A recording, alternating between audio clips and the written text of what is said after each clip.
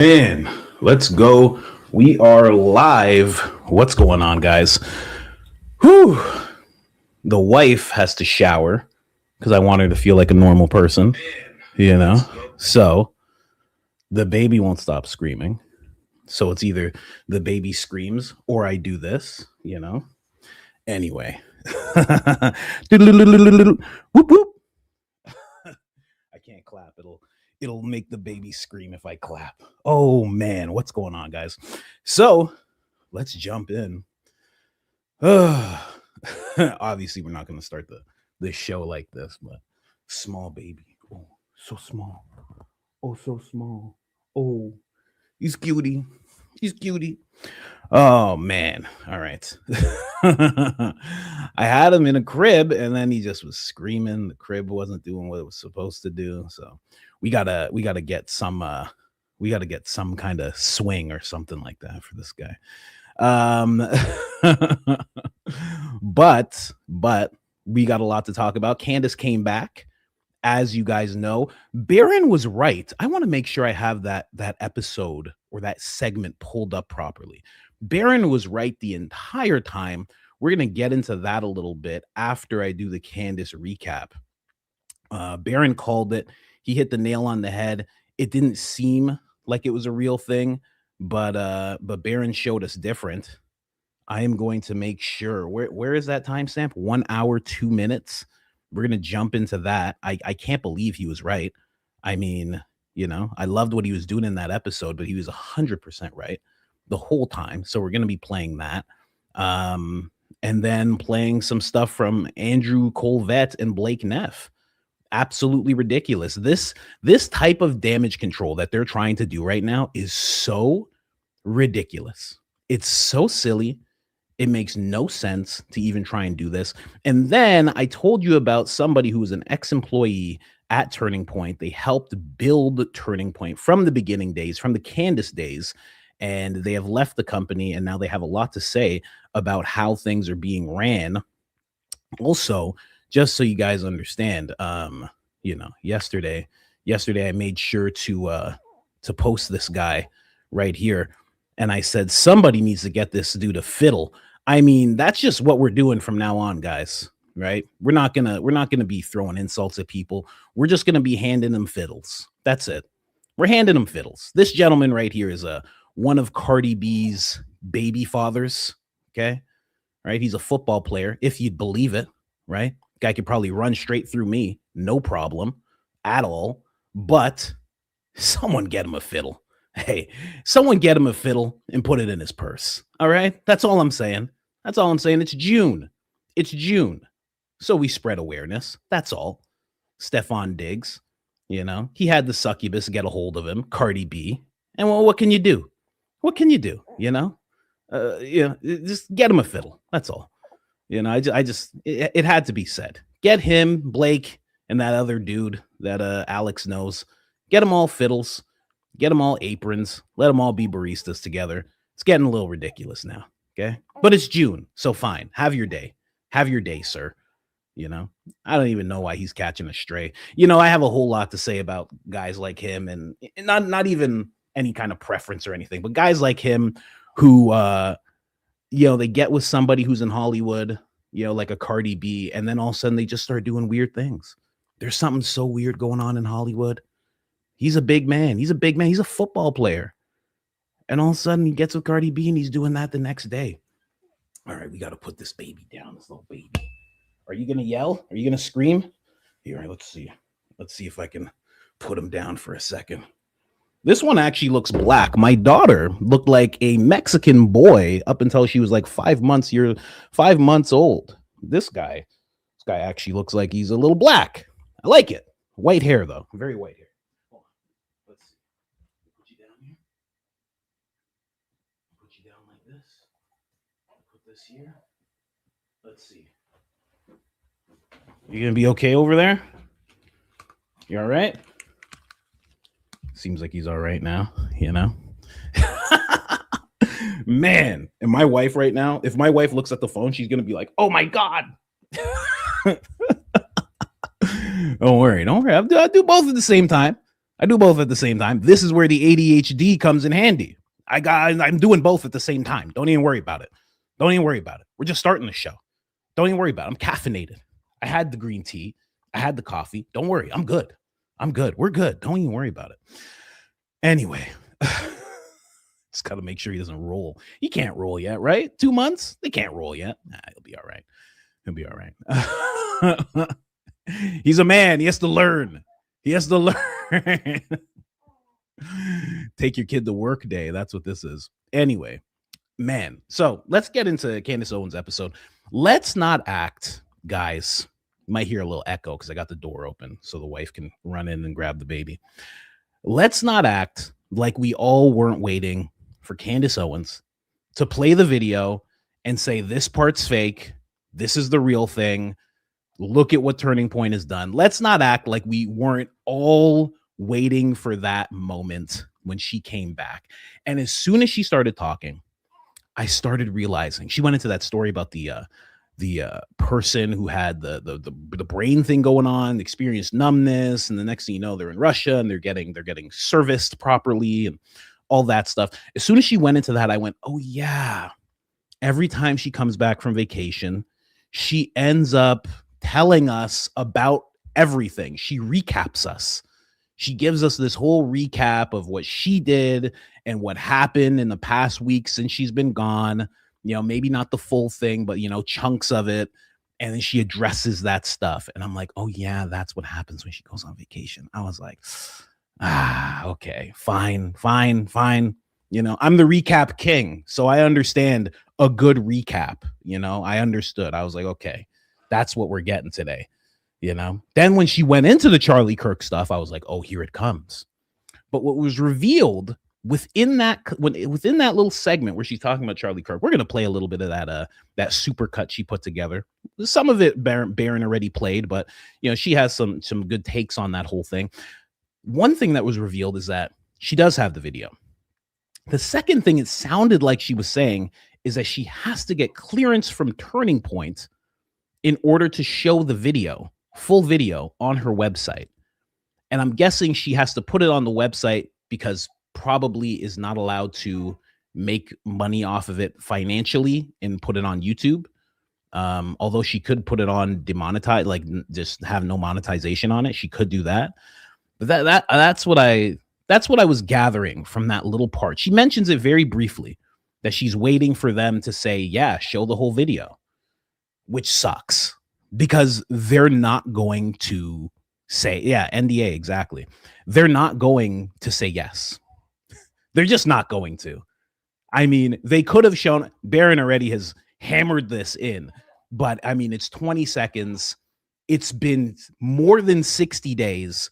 They could have already done this. So now that Candace has it and they know that, they're definitely not going to allow her to do that. But she did play a little bit of it. There are people kind of poking holes in what they're seeing in terms of her version versus their version. So there people are already starting to piece that together.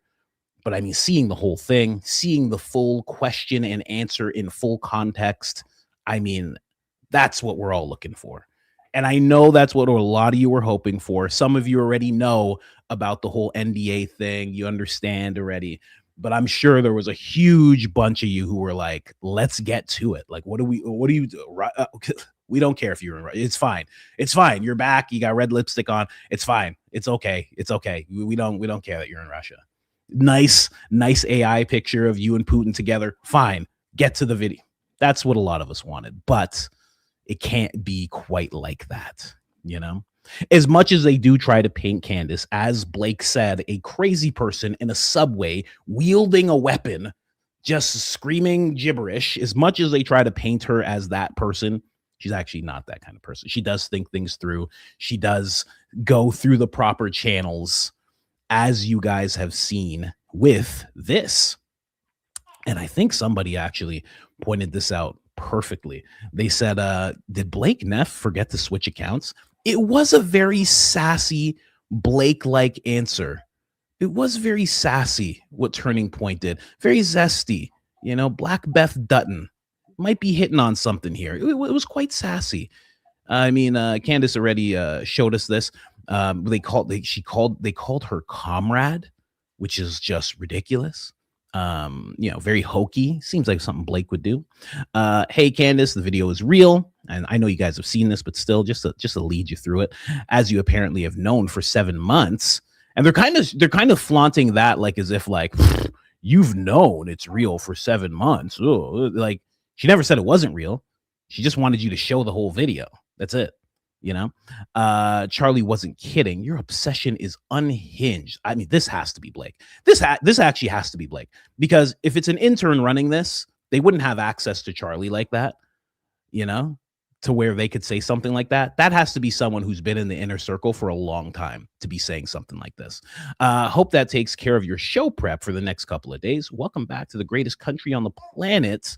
I mean, so Benny Johnson, P.S. That's 3 questions, comrade. Onward. I mean, just so ridiculous. Comrade is very Russian. Yeah. They're trying to be very Russian because she went to Russia. So Candace is asking just for these things, right? It does extend, right? Because Candace did. I believe this was after the show. I believe it was directly after the show.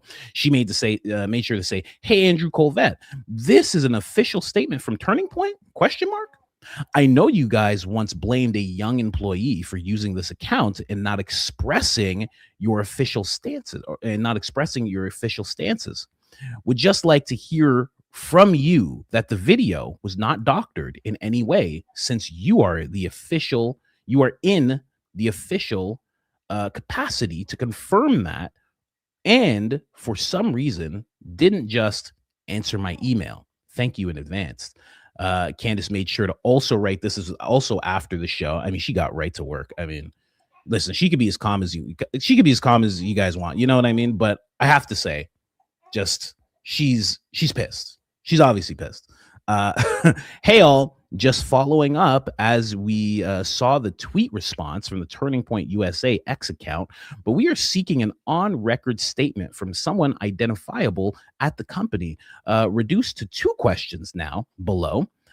There is a video circulating online from the Women's Leadership Summit event, during which Charlie Kirk seemingly appoints Erica to run Turning Point USA in his absence. Can you confirm that video shared is entirely authentic and has not been doctored in any way? A simple yes or no will suffice.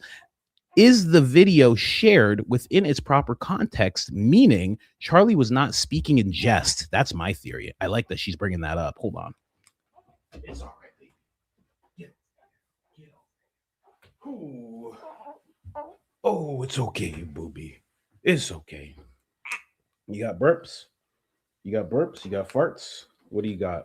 Oh, yeah? You got nothing. You just want to look at stuff? It's okay. It's okay. You're here. You're in front of 2,300 people, baby. Oh, someone in our family's never done this before. So young, in front of so many people. Look at you. Look at you. Adorned with my name, ladies and gentlemen. Okay. Thank you again, Candace Owens. So this was the thing that she put right after the show, just to make sure that her questions get answered, and she put it in the public sphere, just like Turning Point did to her. Obviously, that is meant to combat what they're doing here. And also, like I said, she's pissed. She is pissed. I wish I could just sit you down. Oh, you're burping. Okay, good. Here, get your legs up. Get your legs up. Yeah, there you go. There you go. Yeah, he likes that. There you go. You're all right. You're all right. Where is mom?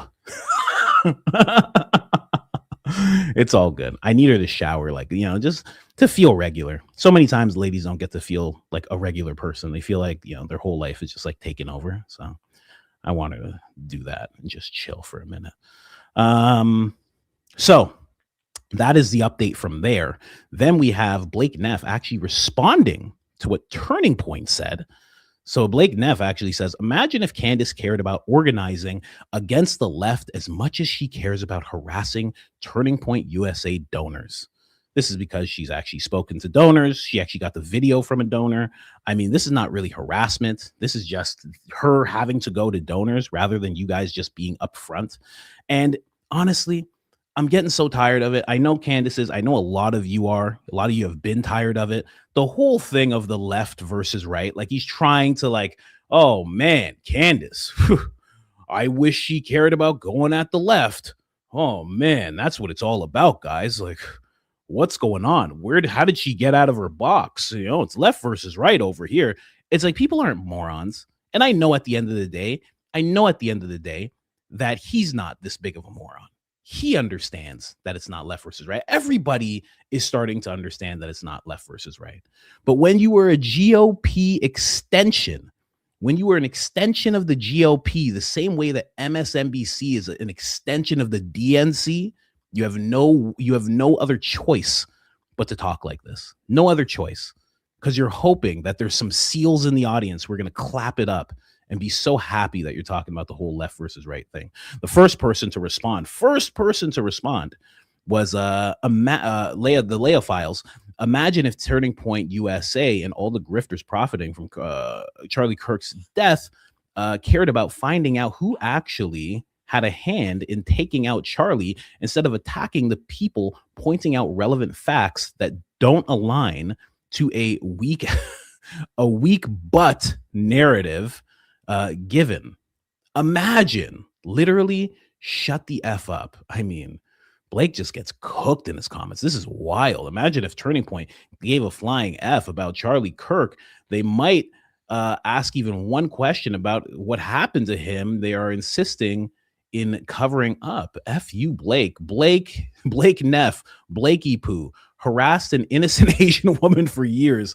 Can I get another community note? I mean, all of the characters. This is not just my algorithm. This is just who responds to Blake first. That's all this is. Jody Chase, y'all all responded to her while she was in the middle of a live podcast. Classic Turning Point USA tactics. It's very weird that they do that. It does show that they're actually watching the show very actively. Another person, imagine if you didn't get dragged in your own comments daily. I mean, it's just so true. I mean, Crystal, I know Crystal, friend of the show. It's not left or right. Exactly.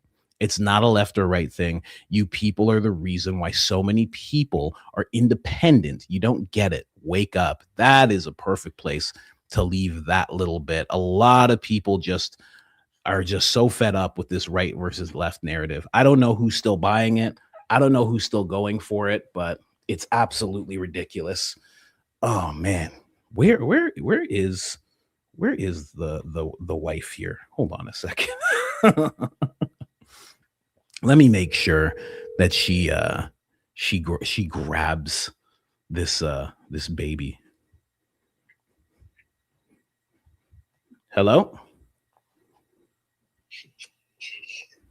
Hello?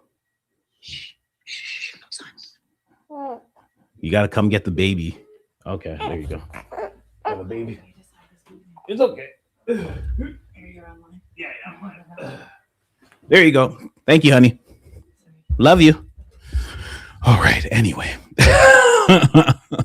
Not that I don't like the baby, obviously.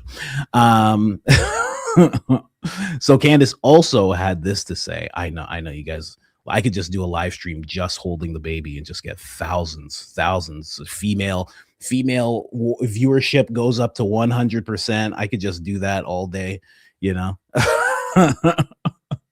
But we can't be doing that. We got things to talk about. Candace also said this after the show. I just want to see what this was in response to. Candace, there's also another thing Candace actually brought forward, something that she actually wants to do in Russia, which it's kind of like what Turning Point wants to do. I'll talk about that in a second. Hold that thought. But this is also what Candace had to say. She said, let me show you guys how overtime Turning Point USA crisis PR team is working to smear me. We've just learned via email that they are inserting a puff piece regarding Erica Kirk, the widow, can I just say, in that episode, I mean, we got to play some clips. We're going to play a clip in a second. In that, when she starts saying the widow,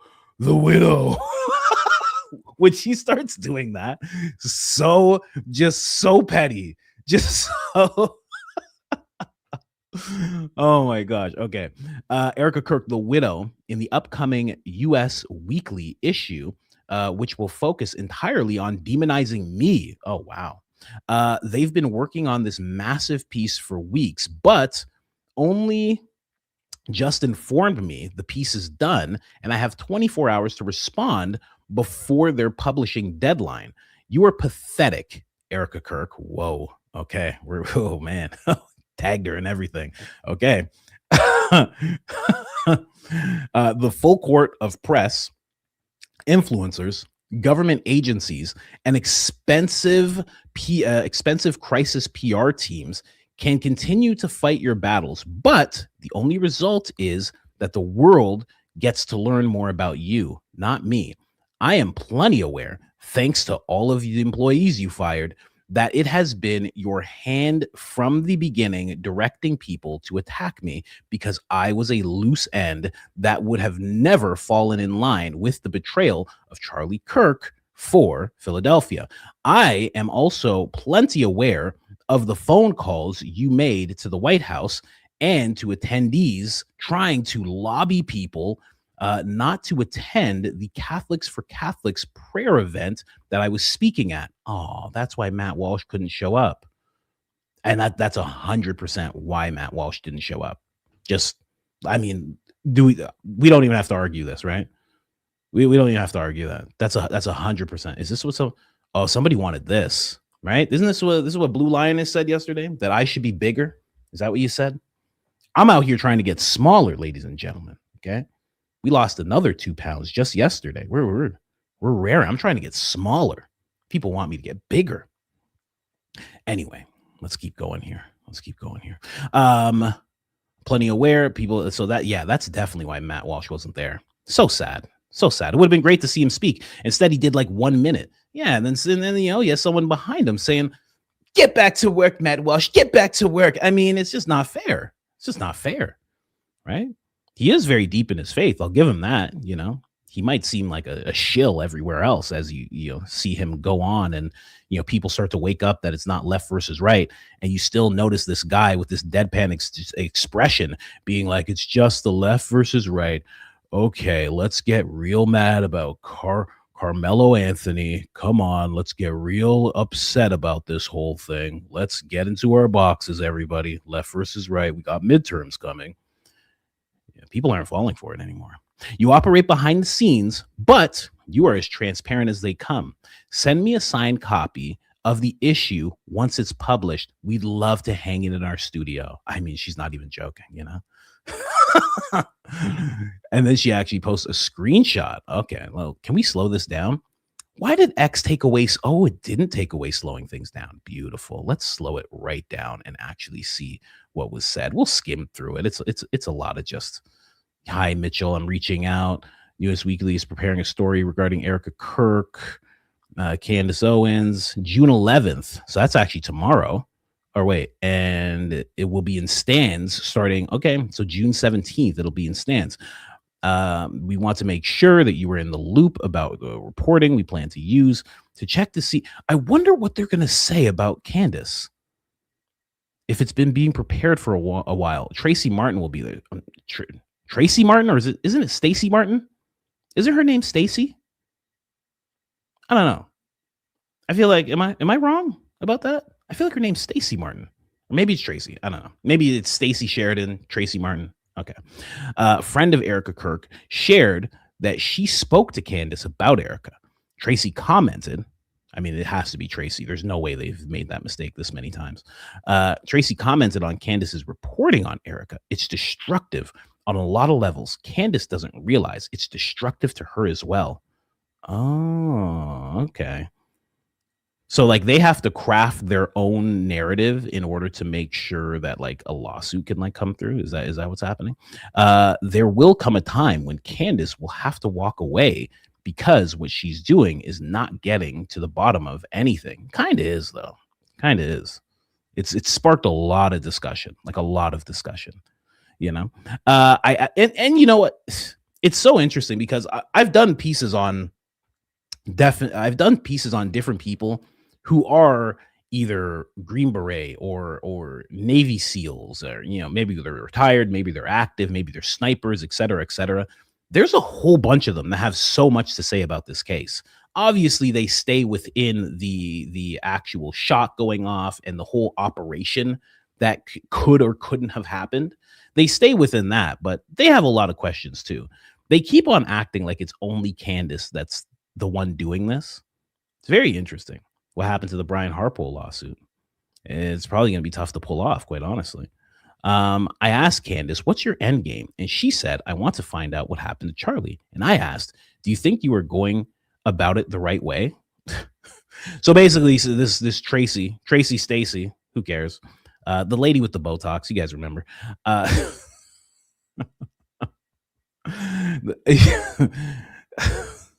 Getting petty like Candace. I watch too much Real Housewives. Those things stand out to me more now. Basically she's just like, hey, you think you're going about it the right way? Like that's the whole thing. I think you're not going about it the right way. And it's like, what is the right way? Because it seems like what they feel is the right way is for you not to question anything. That's what it seems like they think the right way is. The seem like their right way is don't question anything. Let the trial play out. If it plays out the way that we want it to play out, shut up. And if it doesn't play out the way we want it to play out, it's your fault. That's how they're looking for it to go. And that doesn't really seem fair. I don't know. Seems like, if there's a problem with how Candace is going about it, I mean, I would think there's also a problem with, how they're going about it as well. When you see someone who is the way Erica is, who actually lives her life like that, it doesn't just make sense to you. She's rooted in her faith. So this is just more of the same. This is like what she did with Graham Allen when she sat down with Graham Allen.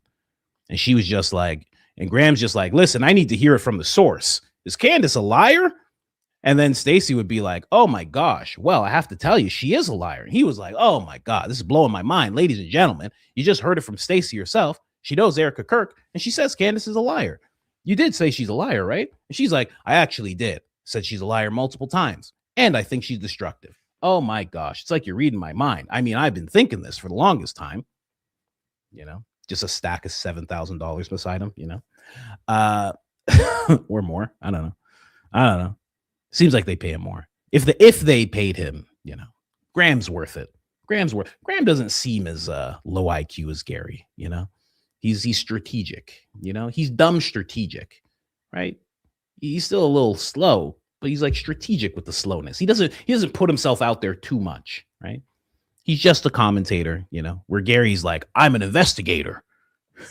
I'm a whole investigator. Grok, make it so I can copy and paste the next 4 things you say. Look at my research here, guys. Oh my gosh. He thinks that's done. He thinks that's over with. That's so funny. Tracy says they discussed Candace's criticism of Erica, how she grieved Charlie. I go, you don't know how you would do it. You don't have her lived experience, but it's easy. This is just nonsense. This is what the article is going to be about. This is a terrible article, guys. This is going to be a terrible article. This is going to be nothing. I'm sure Candace is upset about it, but this is nothing. Tracy claims on the phone call with Candace. Candace thinks Erica is involved in rush hour traffic of young people, which is insane, pointing at Erica's charity work with the Romanian Angels. I mean, it's really weird. It's often, and this is very odd because this is like the left and the right. Like, this is how I used to report on the left and the right, because I would talk about how it seems like the left lives in a different universe. I'd be like, what universe do they live in? With the way that they spin things and this and that. She's just like her charity work out there in the Romanian Angels. And it's like, yeah, if you say it like that, it sounds insane. But there's more elements to it. I'm not saying that I know Erica did anything. But you have to understand why people look at that whole Romania thing weird. There was a guy that she, at the very least, was adjacent to, who actually was doing terrible things with young people. And then when people go, Where were the young people coming from? Well, some people look at the whole Romanian Angels thing. That is the connection that people make as they're reading about that whole story. It doesn't mean that that's actually what happened, but to just act like it was just charity work and that's how she thinks, it's like you're trying to paint her as a crazy person. But we've all seen the story. Anyway, this is gonna be a nonsense story. We're not even through it all. I mean, how much more of this? Pastor Jamie Kedet's another friend of Erica Kirk. So it's just going to be a bunch of friends of Erica talking about how terrible Candace is. I mean, that's just where we're at with it, right? Like that's all this is going to be. Okay. Charlie and Candace went their own separate ways. They were not on good terms. I mean, we're going back to that. Oh gosh, we're going all the way back to that. I mean, we already had somebody who was riding for Turning Point. What's his name? Eric Bowling or Borling? Eric Bowling. He was on Patrick Bet-David's show. He said the same thing. He got proven wrong. He comes back on the show and apologizes. Now we're doing the same thing all over again. I mean, come on.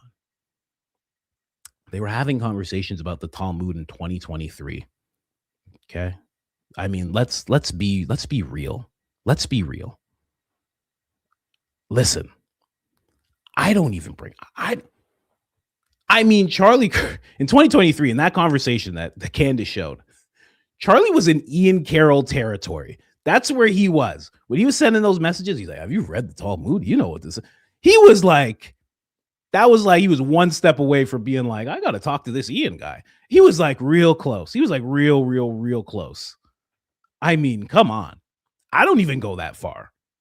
Most commentators, we don't even go that far. Charlie was already there. Like let's be real. Let's just be real.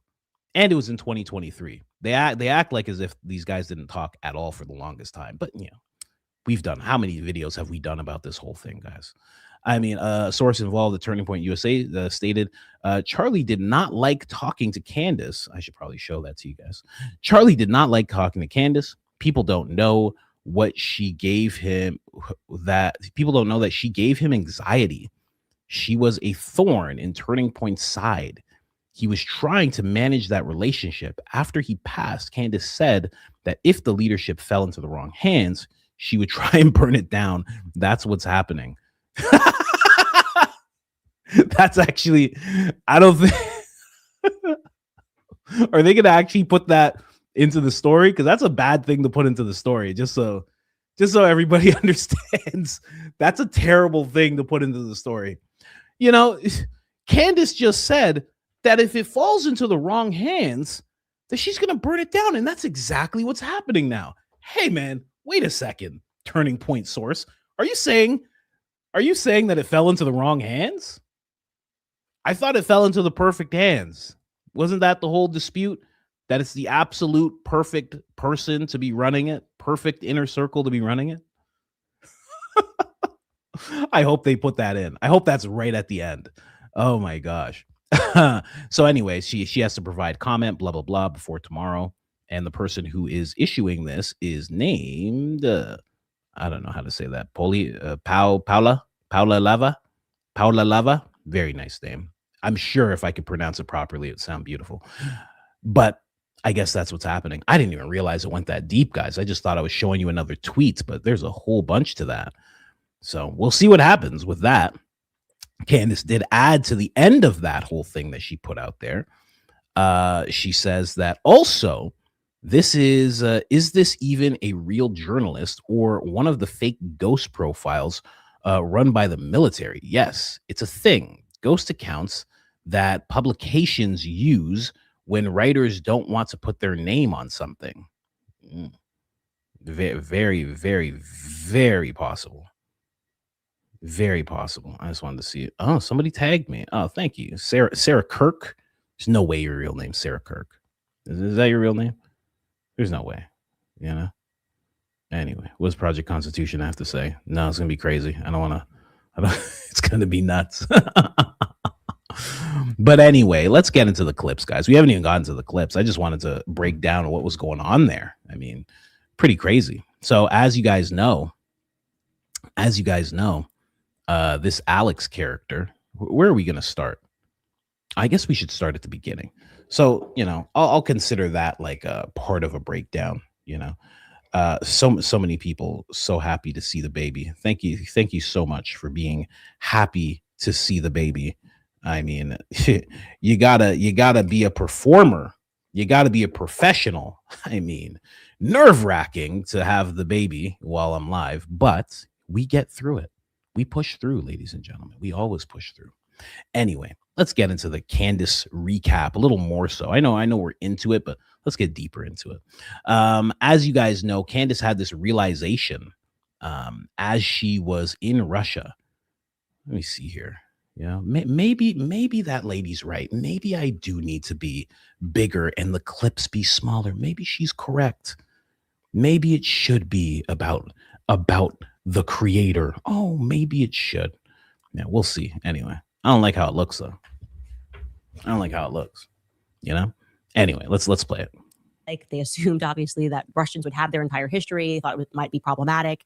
And so everyone was a bit just nerve-wracked. And sure enough, when he got to the hospital, his assessment was correct. So I just thank God in so many ways that this person just recognized what was happening, immediately got there, and then explained to us that actually before he got on the plane in America, he was experiencing some numbing, but he didn't tell us that because military guys, they're tough, they never want to complain, and they just get on with it. But of course, if you are about to have a stroke or you have a blood clot, the worst possible thing you could do is to get into the air because of pressure. And so this obviously caused further issues. And so gratefully, he got in and they informed us that he immediately was going to have brain surgery. There was a massive clot in his brain. To go through the first and foremost, the trauma of realizing that we don't know this person, his wife and kids, like we don't know his family.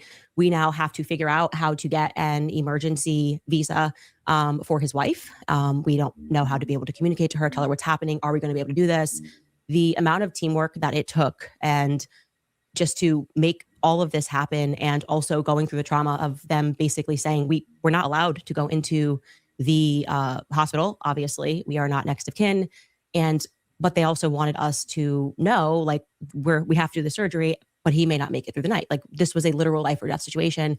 And we were, completely in the hands of the this Russian hospital. And obviously, historically, I'm thinking Russians tend to be very good doctors. And gratefully, we were not seeing Vladimir Putin in Moscow, but we were seeing a Catholic family who were hosting us, taking us around. They moved from Iowa, an American family moved from Iowa to Russia, 8 kids, and they had a situation where their youngest child had to go in for surgery, similarly in Moscow, and said that it was like they were fantastic and were amazing. And they said, best doctors, so get them in there. It was touch go. It was, once we got the emergency visa for his wife, and we had to have conversations because they just did not think he was going to make it through the night. There was hemorrhaging. There was another procedure that they wanted to go through with, and us trying to communicate to his wife what was happening. But when she made it there and I just was able to like hug her and basically say it was going to be okay, you can imagine, I mean, this woman showed up in her cowboy boots, like just sprinted to DC. We got the visa. There was so much coordination. And to the exact contrary, when the people in the hospital, and we had no special privileges, to be clear, when they found out that he was in the military, they went above and beyond. Above and beyond. There is a camaraderie that exists between, I think, military men all over the world. And when his wife shared with me the backstory of what was happening, the kind of anger that I'm experiencing toward America in general, of learning that he was trying to get an appointment. He knew something was wrong, and he had been trying to get an appointment with the VA for years, not months, not weeks, for years. And in the weeks before we had left, apparently he got on the phone with them and was screaming and saying, I know like something's not right. And they were effectively gaslighting him, saying that it could be, PTSD or whatever it is, because him and his platoon had survived a sonar blast. His wife then explained to me that multiple people that were in his platoon committed appointments when they knew something was wrong. And so I was just thinking to myself, first and foremost, I was thinking, why is this happening? Then I had to have like a positive perspective. And I was just thinking about the irony of a person giving 12 years of their life to the American government, okay, 12 years of your life, having survived a sonar blast, having, coming into contact with enemies, and then spending years of your life asking for an appointment when you know something's wrong, to be turned down over and over and over again, to be gaslit. And I know there are so many American military men out there who go through this. I know, we all know what the VA is. We all know how abysmal the treatment is of people when they come home after having served. But to know something is wrong with you and to be told to go home, to still have to provide for your family, to get onto this plane because you're, being a tough guy, and to have this medical emergency happen in a country where you have basically been fundamentally told throughout your entire career they are the enemy, and to immediately get an appointment, to immediately get a CAT scan, and to immediately get a surgery, and to get the treatment that he had. He's still in recovery. He is still in Russia, and like I said, there were no special calls because we weren't coming in to see Vladimir Putin and Alexander Dugin. So they will be here. That's crazy. It's a crazy story. It's a very, very crazy story to hear. And, as you guys, I know most of you've already watched the episode, she has this realization, and so many people who are on the right, the Zio Ranger types mostly, they have this thing where her story right now is just propaganda. They're just hearing America bad, Russia good type of thing. It's a weird thing that people go through, because I can't really verify. Like, I'm not saying that the story's not true, but the realization that she has as she goes to this other country, that she feels like she's being lied to, that is very much, you have to go through it. We can believe her, right? And people cannot believe her, but that is a thing that happens when people travel. It's just a thing that happens, even when they see just images of another place, or they maybe talk to somebody online about another place. It's just a thing that happens. So I don't know. There's gonna be a lot of people. I'm sure there already is, and there was before she even left, right? Saying that this is like just straight up propaganda. She's an agent, etc., etc., etc. I don't think so. I can't verify it. I've had all the same notions that so many people have had about Russia. You just don't know until you go there, and then it just changes your mind. It just changes how you think about the place. I felt like that. Well, actually, I didn't really feel like that when I went to Cuba. Didn't really feel like that because I didn't really go out into the. I went out, but not really that much. But it's hard. It's harder in a place like that to really get a feel for what's real and what's not. But just traveling to just other places, you get that notion, right? People will always tell you. I spent time in Arkansas. The image that's the image that is set in the South when you're going into small towns and whatnot is like deliverance, like, squeal, boy, squeal, hey. That is the image that's painted. You get there and they're the nicest people in the world. You know what I mean? My first day in Texas, some old white guy was like, "You're a father taking care of your kid. I'm proud of you, son." I was like, "What the?" I'm like, nobody's ever said they're proud of me in my life. I was like, "What the?" This is crazy. But you just get those realizations as you travel, and I really think everybody, within reason, if you can, you should travel. I think it's in all of our blood to make big moves and go to other places, and you don't have to go live there, but to just see other places, and that's what she's going through, and I believe her. I believe that she went there and she had a good experience, and it wasn't because she was famous. It was because the country is probably not as we see it. And listen, I have my biases about like a place like China, but I'm sure if you go there, you'll have the same type of, I'm sure if she went there, she would have the same type of thing. She'd be like, there's so many people, there's so many videos of people who are like, I moved here, this place is great. I used to live in America. I used to live in Detroit, and now I live here, and this place is fantastic. And it's like, there's so many videos. I've watched so many videos of that. People in Africa, people in China, people in Russia, people who just were in America and they just went to another place. Doesn't happen when Americans go to Canada. Doesn't happen. The video's more like, I'm in jail. I'm in jail. They don't have a First Amendment here. They don't have a Second Amendment here. Help me. Help. I'm kidding. Uh, but people get different experiences. And I just find that so interesting to hear that she is going through that type of realization. It's a different thing.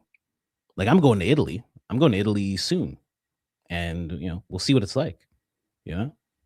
I feel in my mind, I'm like, oh, it's gonna be a bunch of Tony Sopranos walking around.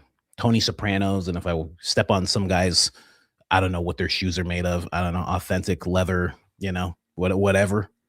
Then I'm gonna get thrown into a box. I'm sure that's not really the case, but that's built up in my head from all the Italian imagery I've seen. I'm sure it's gonna be way different. I'm sure it is. So, I don't know. I just I find that very interesting when people have that experience. They go to another place and they go, I've been lied to. And I'm telling you, it is not something that is just her experience. Many people are having this experience where they go to another place and they say, what am I doing? I could probably find some clips very easy and show you that. There's a lot of people who feel that way. A lot. And lot of Canadians, Canadians will go to Florida and be like, what the three bedroom house, Canada, Ontario, 3-bedroom house, $1 million. What? You think I'm kidding? You can go to Texas. You go to Leander, Texas. In fact, Champion Road. I think it's Champion Road. Champion Road's a beautiful place. I love Champion Road. I want to move there. There was a little gated community. There's a house. Me and the wife were looking at houses. There's a house. Gated community. It's $580. Ontario, $1 million. In Ontario, same house, $1.3 million. What? So there's a lot of people who move places and they're like, I don't understand what's happening. So that's just what she's going through. And I think it's authentic. That's really what I'm trying to get across. I think it's authentic. I think this is real. Surprise, surprise. The guy who talks about Candace all the time doesn't think she's a Russian agent. You can take that for what it's worth. Take that for what it's worth. But I don't think this is BS. I think she's really having that experience. Someone said, come to Perth. Come to Perth. See, and if you say Perth, and I say, well, I don't want to see any spiders that are the size of my hand.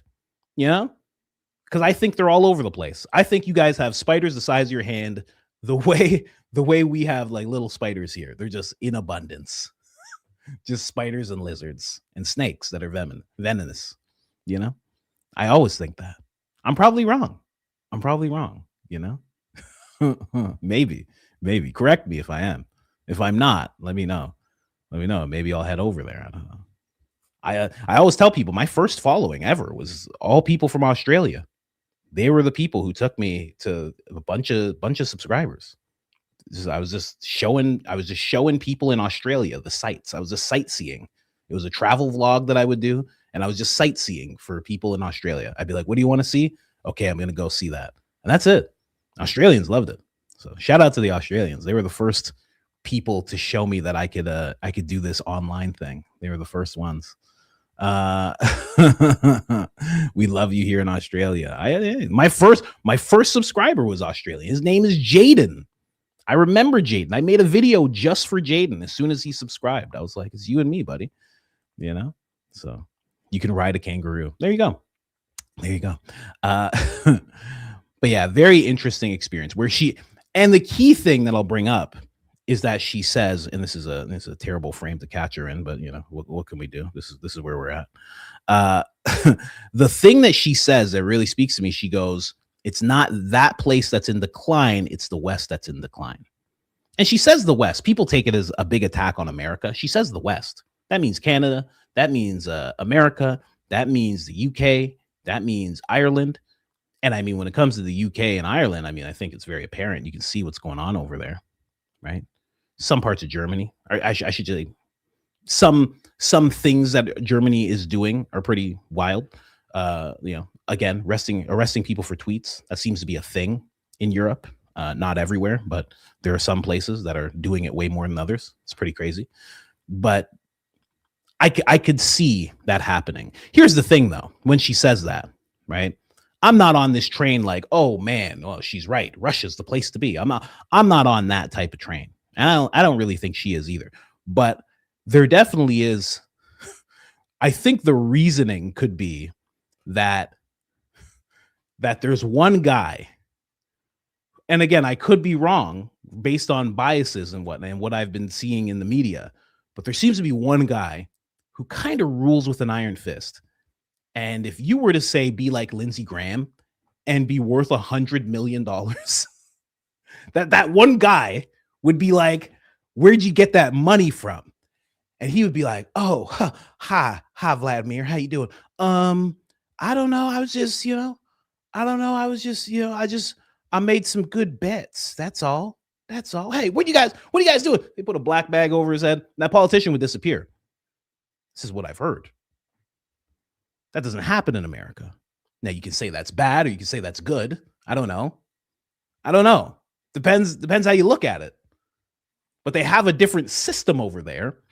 And maybe it helps society flow a little better than the society of politicians pretty much using the collective tax-paying population as a giant teat that they suck dry, right? You know what I mean? It's a little different over there. So I get it. I get why she would feel like this place is thriving and the West is in decline. I wouldn't say the West is not in decline because Americans are lazy, or, and any of the places I mentioned because they're lazy or something like that. It's actually quite the opposite. Most people from all around the world come to America and Canada and they go, all you do is work here. Your life is work. And they're surprised and they thought it was milk and honey and all good. And we're just like, yeah, it's terrifying. It's terrifying. And if you don't work, you end up homeless. Would you like to see the homeless? We have a place where we keep all of them. That's them over there. You'll have to sleep in one of those tents. If you miss 3 weeks of work, you will sleep in one of those tents. That's just the way that is. Let's go to work. Come on. Break's over. That's the world. That's our world. It's rough. It's rough. So I don't know. It's hard to say. I would love to see what she's talking about. Go over there and check it all out. Who said that? I work 12 to 16 hours a day. Oh, Mike Riley. See what I mean? Right? I miss my family. That's a huge thing. It's a huge thing. I used to do that too. When I worked in film and television, I would have to work 18-hour days because the commute was like 2 hours, right? So it was like 4 hours of commuting, and I always went home. They would offer us hotels, but I'd be like, I have to go home to my lady. I have to see her because I want our relationship to, be something. I can't just leave for weeks at a time. It's terrible. And that's I remember me and my friend, we had a baby around the same time. My first baby. It was around the same time. We had the same due date. He had his kid like a week, maybe 8 days earlier, right? Or his wife did, I should say. And then I'm with my kid because I'm doing the online thing, and he was back to work within like 8 days. And I couldn't imagine it because I had my 8-day-old baby, and I was like, I would have to leave and I'd have to be gone for hours. I showed you guys the other day, what Hungary does for families, how they kind of encourage the nuclear family. They want that to happen. They're encouraging people to have kids. Doesn't happen in the West as much, honestly. Someone said in the West they just commit, yeet yourself kind of thing. That's it's in Canada they just they schedule for a doctor's visit. The doctor does it for you. Yeah, check out the MAID program. Literally like 200,000 people have just visited the doctor because they're like, I'm checking out. Can we get this on the road? And the doctor's like, sure, no problem. It's crazy. So I understand what she's saying. Definitely. Anyway, assisted eating. Yeah, exactly. It's not even funny, but it's so true. In Canada, it's nuts. Wanted me to come back while the baby was in NICU. Yeah, see what I mean? Like stuff like that. It's crazy. Oh man. But here's the thing, it's not like that all over the world. And it's just hard to make any type of jump to go anywhere. But it's not like that in all of the world. You know? I don't know. It's so rough. It's so rough. Anyway, let's keep going here, guys. Let's keep going here. This is where Candace starts talking about, I believe she's talking about Alex. So she gets into the whole Alex thing and she reveals some things as she's talking about this Alex Clark, aka the How Did Putin Taste girl who is married to a very zesty barista. Is, for example, filled with closeted gay men and hyper-feminist catty women preaching about family values, using the Bible to shield themselves from any form of criticism. Like I said, that whole bless your heart, honey perspective. It says right here in Paul's letter to the Corinthians that Alex Clark can, I don't know, sexually fetishize world leaders. Everyone at Turning Point is hooking up with one another. And perhaps no one has been more objectively and outwardly disgusting, as you just saw, than Alex Clark. And if I need to remind you, her entire issue with me began when I simply told the truth. That's what they really hate, the truth about the fact that Charlie was attending Catholic Mass, sometimes daily, and that he was changing his mind about Israel. These are facts. She decided to host a podcast to try to present me as a liar. I don't lie because I don't need to, and I'm under no Zionist obligation to portray Charlie like the rest of you are. But Alex had some sort of an allergic reaction to the truth. She made private phone calls demanding that we get dropped by our sponsor, Paleo Valley. Remember that? She also took personal credit for convincing Trump to tweet insults at me. She tweeted this. Yeah, this is not true. She can cope harder. Guess who prompted Trump's rant on her the first time? Yours truly in the Oval Office. So it's weird, right? This is the little thing she reveals. That she somehow helped the president along in making the decision to insult Candace. Again, it just verifies more so what I've said, that Turning Point is connected to the administration in more than just we're all about conservative values, and if you're a Republican, then we're all about you. It's more than that. It's like way more than that. Why was that lady even there? This Alex Clark lady. Why was she even there? And why was she able to talk to the president? And why was she able to convince him about something? Nice that he's open. If you want to find a silver lining, very nice that he's open to suggestions. I don't know. I just want to insult somebody. I'm going to insult some people. I got Tucker. Screw that guy. I got Megan. Never liked Megan. Never really liked her. Okay. Never really liked her. I mean, she's blonde. She's nice, but I didn't like her much. And who else? Who else can I throw in here? Candace. Can you put Candace in there as well? She's a vile lady.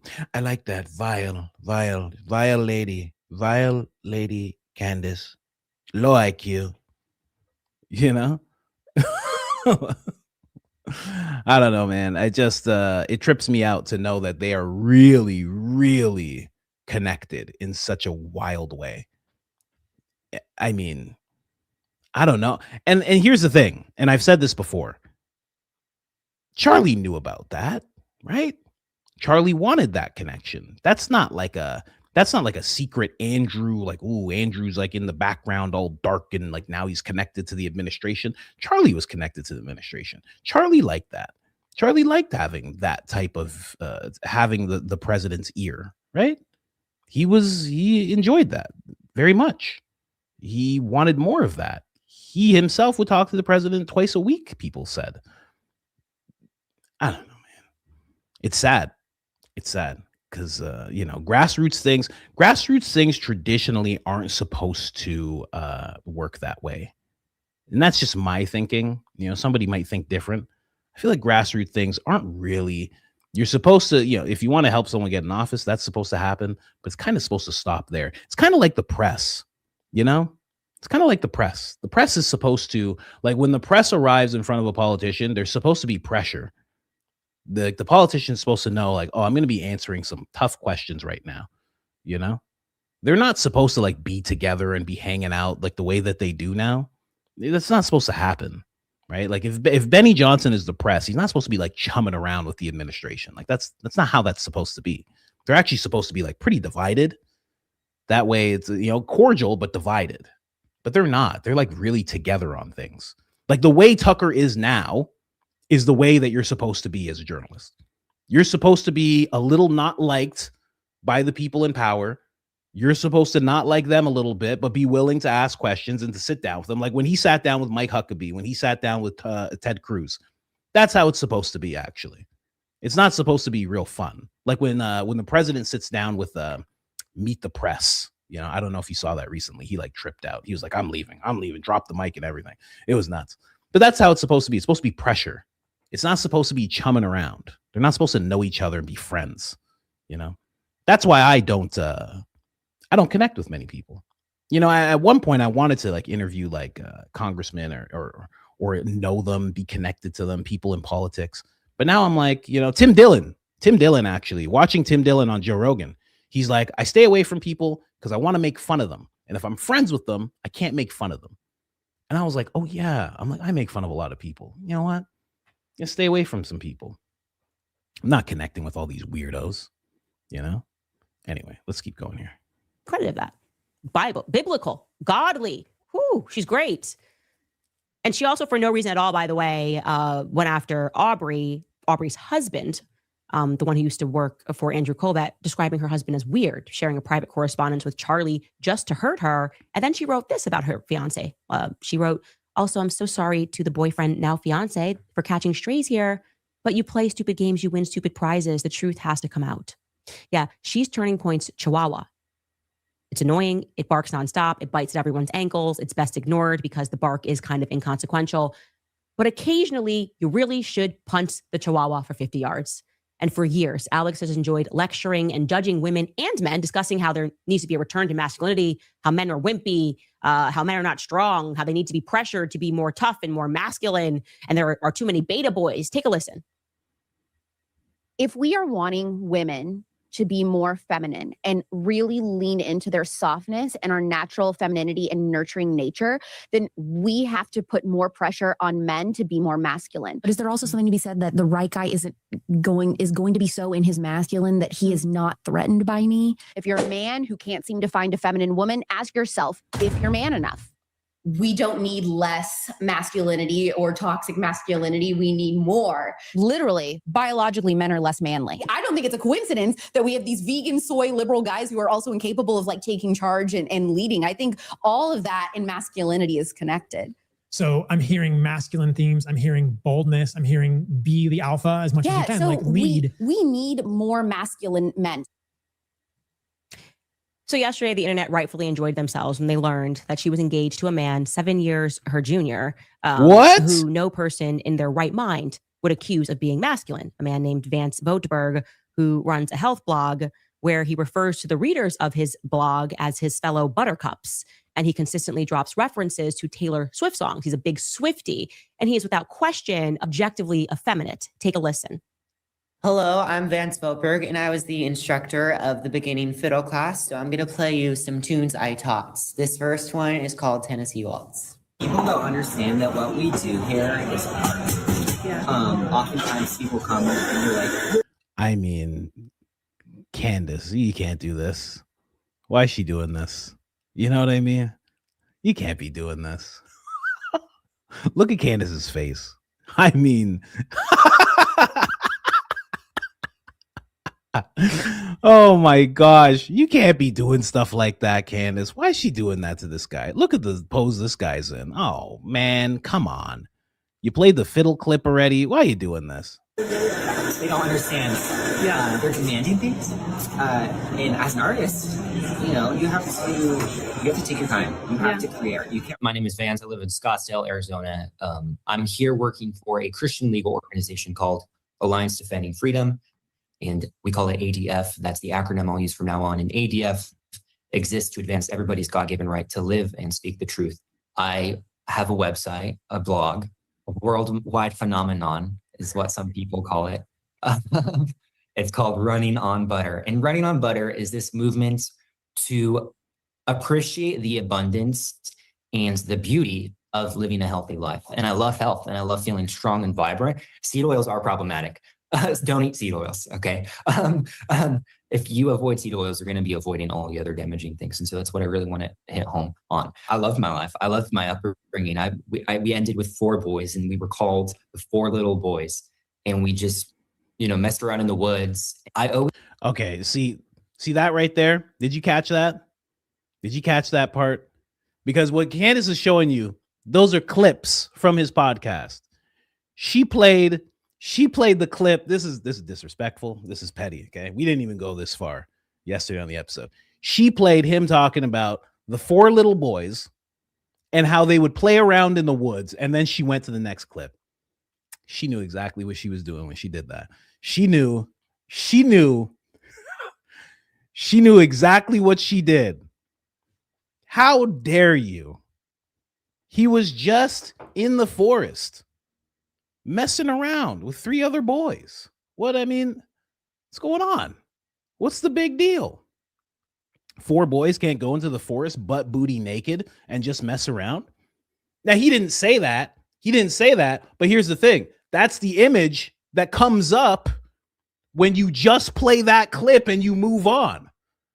She knew what she was doing when she did that. She knew exactly what she was doing when she did that. Listen, I didn't have an upbringing like that. I would have loved an upbringing like that. Messing around in the woods? Just running around in the woods like that? The memories. I wouldn't want to be butt booty naked or anything like that. I'm just saying. It would memories. I don't have memories like that. A lot of concrete where I grew up, there's no forests to run into. I don't know. Oh my God, her face is just crazy. Please talk in the podcast like I'm talking to you guys. And I'm like, no, I disagree. And speak off something because it feels like it's just talking with your siblings. So now it's fun to actually, be implemented within the podcast itself. Look at her face.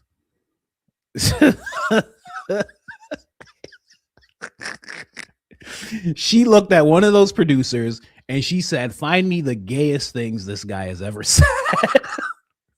Find me all of the gayest things that you have ever heard this man say.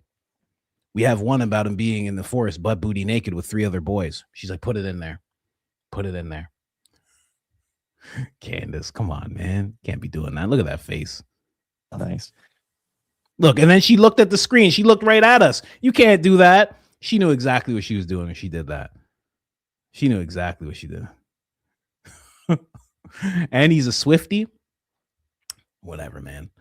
Listen, Taylor Swift has made some great songs, I'm sure. I can't name any of them. I have kids. I'm a man. I have a wife. I can't name any Taylor Swift songs. But I'm sure some of them have been fantastic. Before She Sold Her Soul, first album, isn't there? I don't know. I couldn't tell you. I'm sure there's at least one that's like a banger, right? Probably not, huh? Okay. Not to me, at least. Everything about Alex Clark and Alex Clark's life is fraudulent. There's no substance. There's no truth. And the people that are mocking her are not mocking her for getting engaged. It's because Alex herself is a terrible, cruel human being who has attacked and treated people terribly for years. She's not just some Beyonce. No more. And then she just goes in on her, right? I was going to play that again, but she already played it. And it's just, the guy does sound rather feminine, right? He does seem that way. He doesn't seem, and like when he was in the car, like that clip I showed you yesterday, he was kind of trying to put it on. It was like he was trying to, he's trying to seem like a little more manly, but it's like you have a podcast where you call people buttercups and you're talking about Taylor Swift songs. What does that sound like to you guys? I don't know. It sounds bad. That's all I could say, really. Let's move on, guys. Let's move on. It's not his fault anyway. It's June anyway. We're supposed to raise people like that up in June. Not supposed to be tearing them down. What's the matter with all of you? Anyway.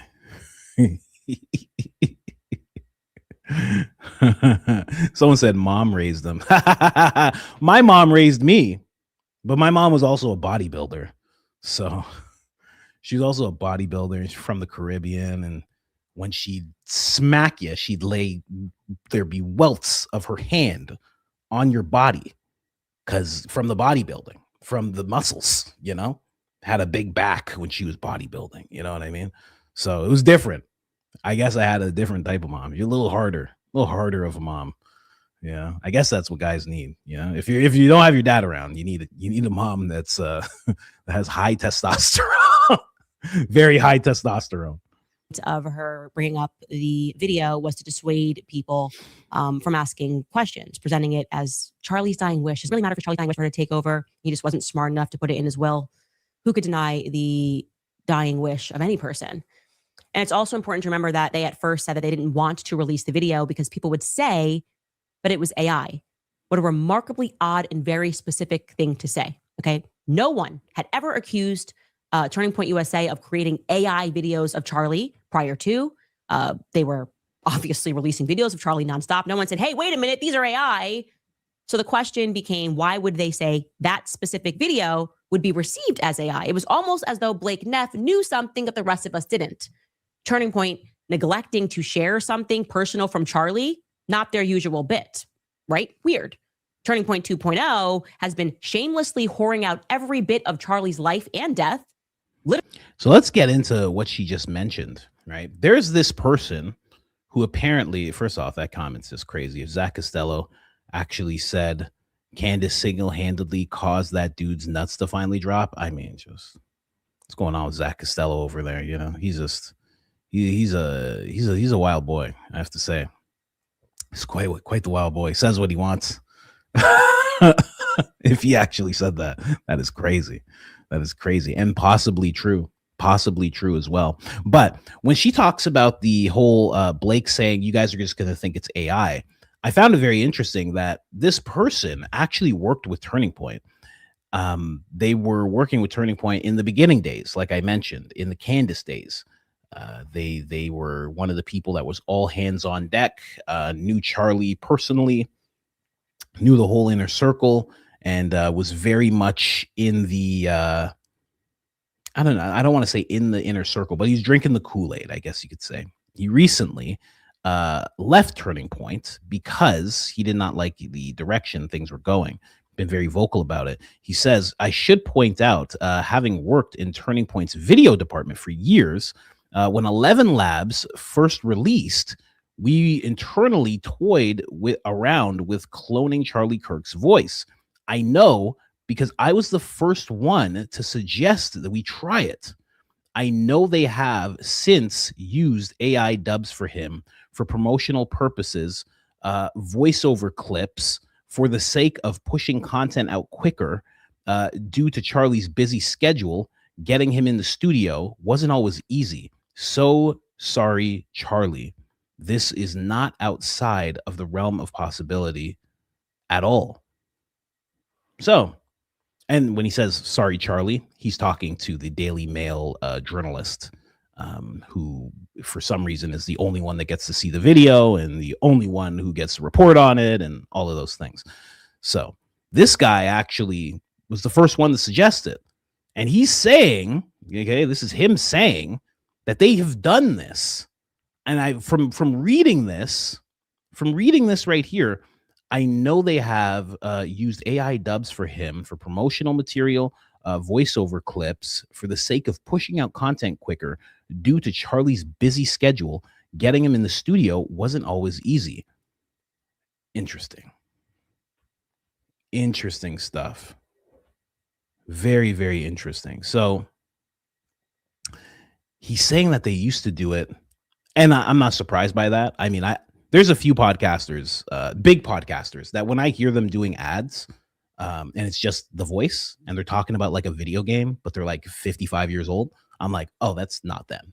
There's no way that's actually them. Like they used AI for this. I can point it out pretty clearly if I could hear the ad again. I'm almost positive. So it's not. I don't think it's out of the ordinary. I think that's going to become a more common thing that, you have an ad read to do and someone's just going to be like, hey, no problem. Let's just throw this in 11 Labs. Let's throw up a dub. Give us the script. We'll make sure he says it. Rogan's voice is on a lot of ads. Yeah. I heard him do what I'm saying. I heard him do one for Call of Duty, and I was like, this is weird. I'm like, would he read this for Call of Duty? I'm like, I guess he would, I guess. Yeah. It's weird. Very weird. I've heard him a few times. It was this out of whack clips. But also, people just using him. I saw somebody else use Kanye West in a real estate ad just the other day. It was crazy. He was sitting there on a couch and they're like, hey, look, it's Kanye. It was nuts. Couldn't believe it. So I think it's going to become more common, but he's saying that they actually have done this. And if that's true, well, then that speaks to everything that everybody has been talking about for the longest. That speaks directly to that. Do I know that for sure? No, I won't act like I do, but this guy doesn't really have any reason to lie. It's not like he's blowing up on X. It's not like he's making an astounding amount of money when he gets an X post that has, 35,000 views. That's you know what I mean? That's probably 84 cents in X land because it pays terribly. So I doubt he's doing it for any type of financial gain. I doubt Candace is meeting him in a dark alley with a trench coat on, and then she opens it up and she hands him $7,000. I doubt that's happening. It seems like he's just one of the many disillusioned people that is disappointed in the company that they hung around with for a very long time. So just putting that out there. I just found that to be a very interesting connection, because I reported on Blake saying that it was going to be, when Blake said she was going to be a crazy person wielding a knife in the subway, he mentioned, he's like, you're just going to think it's AI. And I think that they could be that dishonest. I've clowned around with 11. Yeah, 11 Labs is very easy to use. I've done it myself to have myself speak in different languages. It's very easy to use. Very, very easy. Very easy to just throw your voice in there. It's starting to get inflections in voices. It's not just monotone. It's getting solid, very solid. Especially if I were to say something and have it go voice to text and then put it into 11 Labs and have 11 Labs have me say it, it would sound exactly the same.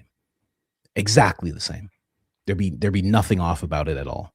So just interesting that he actually is bringing up the company. Now, the company that Candace brought up was that VFX company, and their voice cloning, what they're able to do.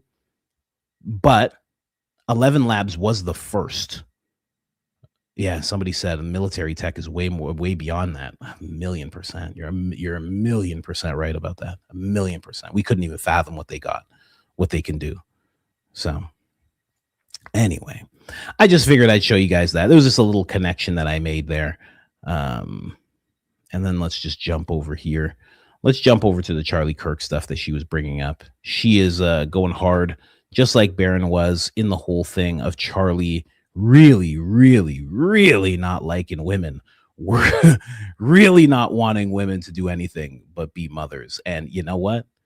A lot of people say, and I've heard women say this, just a mother. I don't want to be just a mother. It's like the most important thing ever. It's like there's few things in a person's life that they will put above their mother. Like, think about it like that.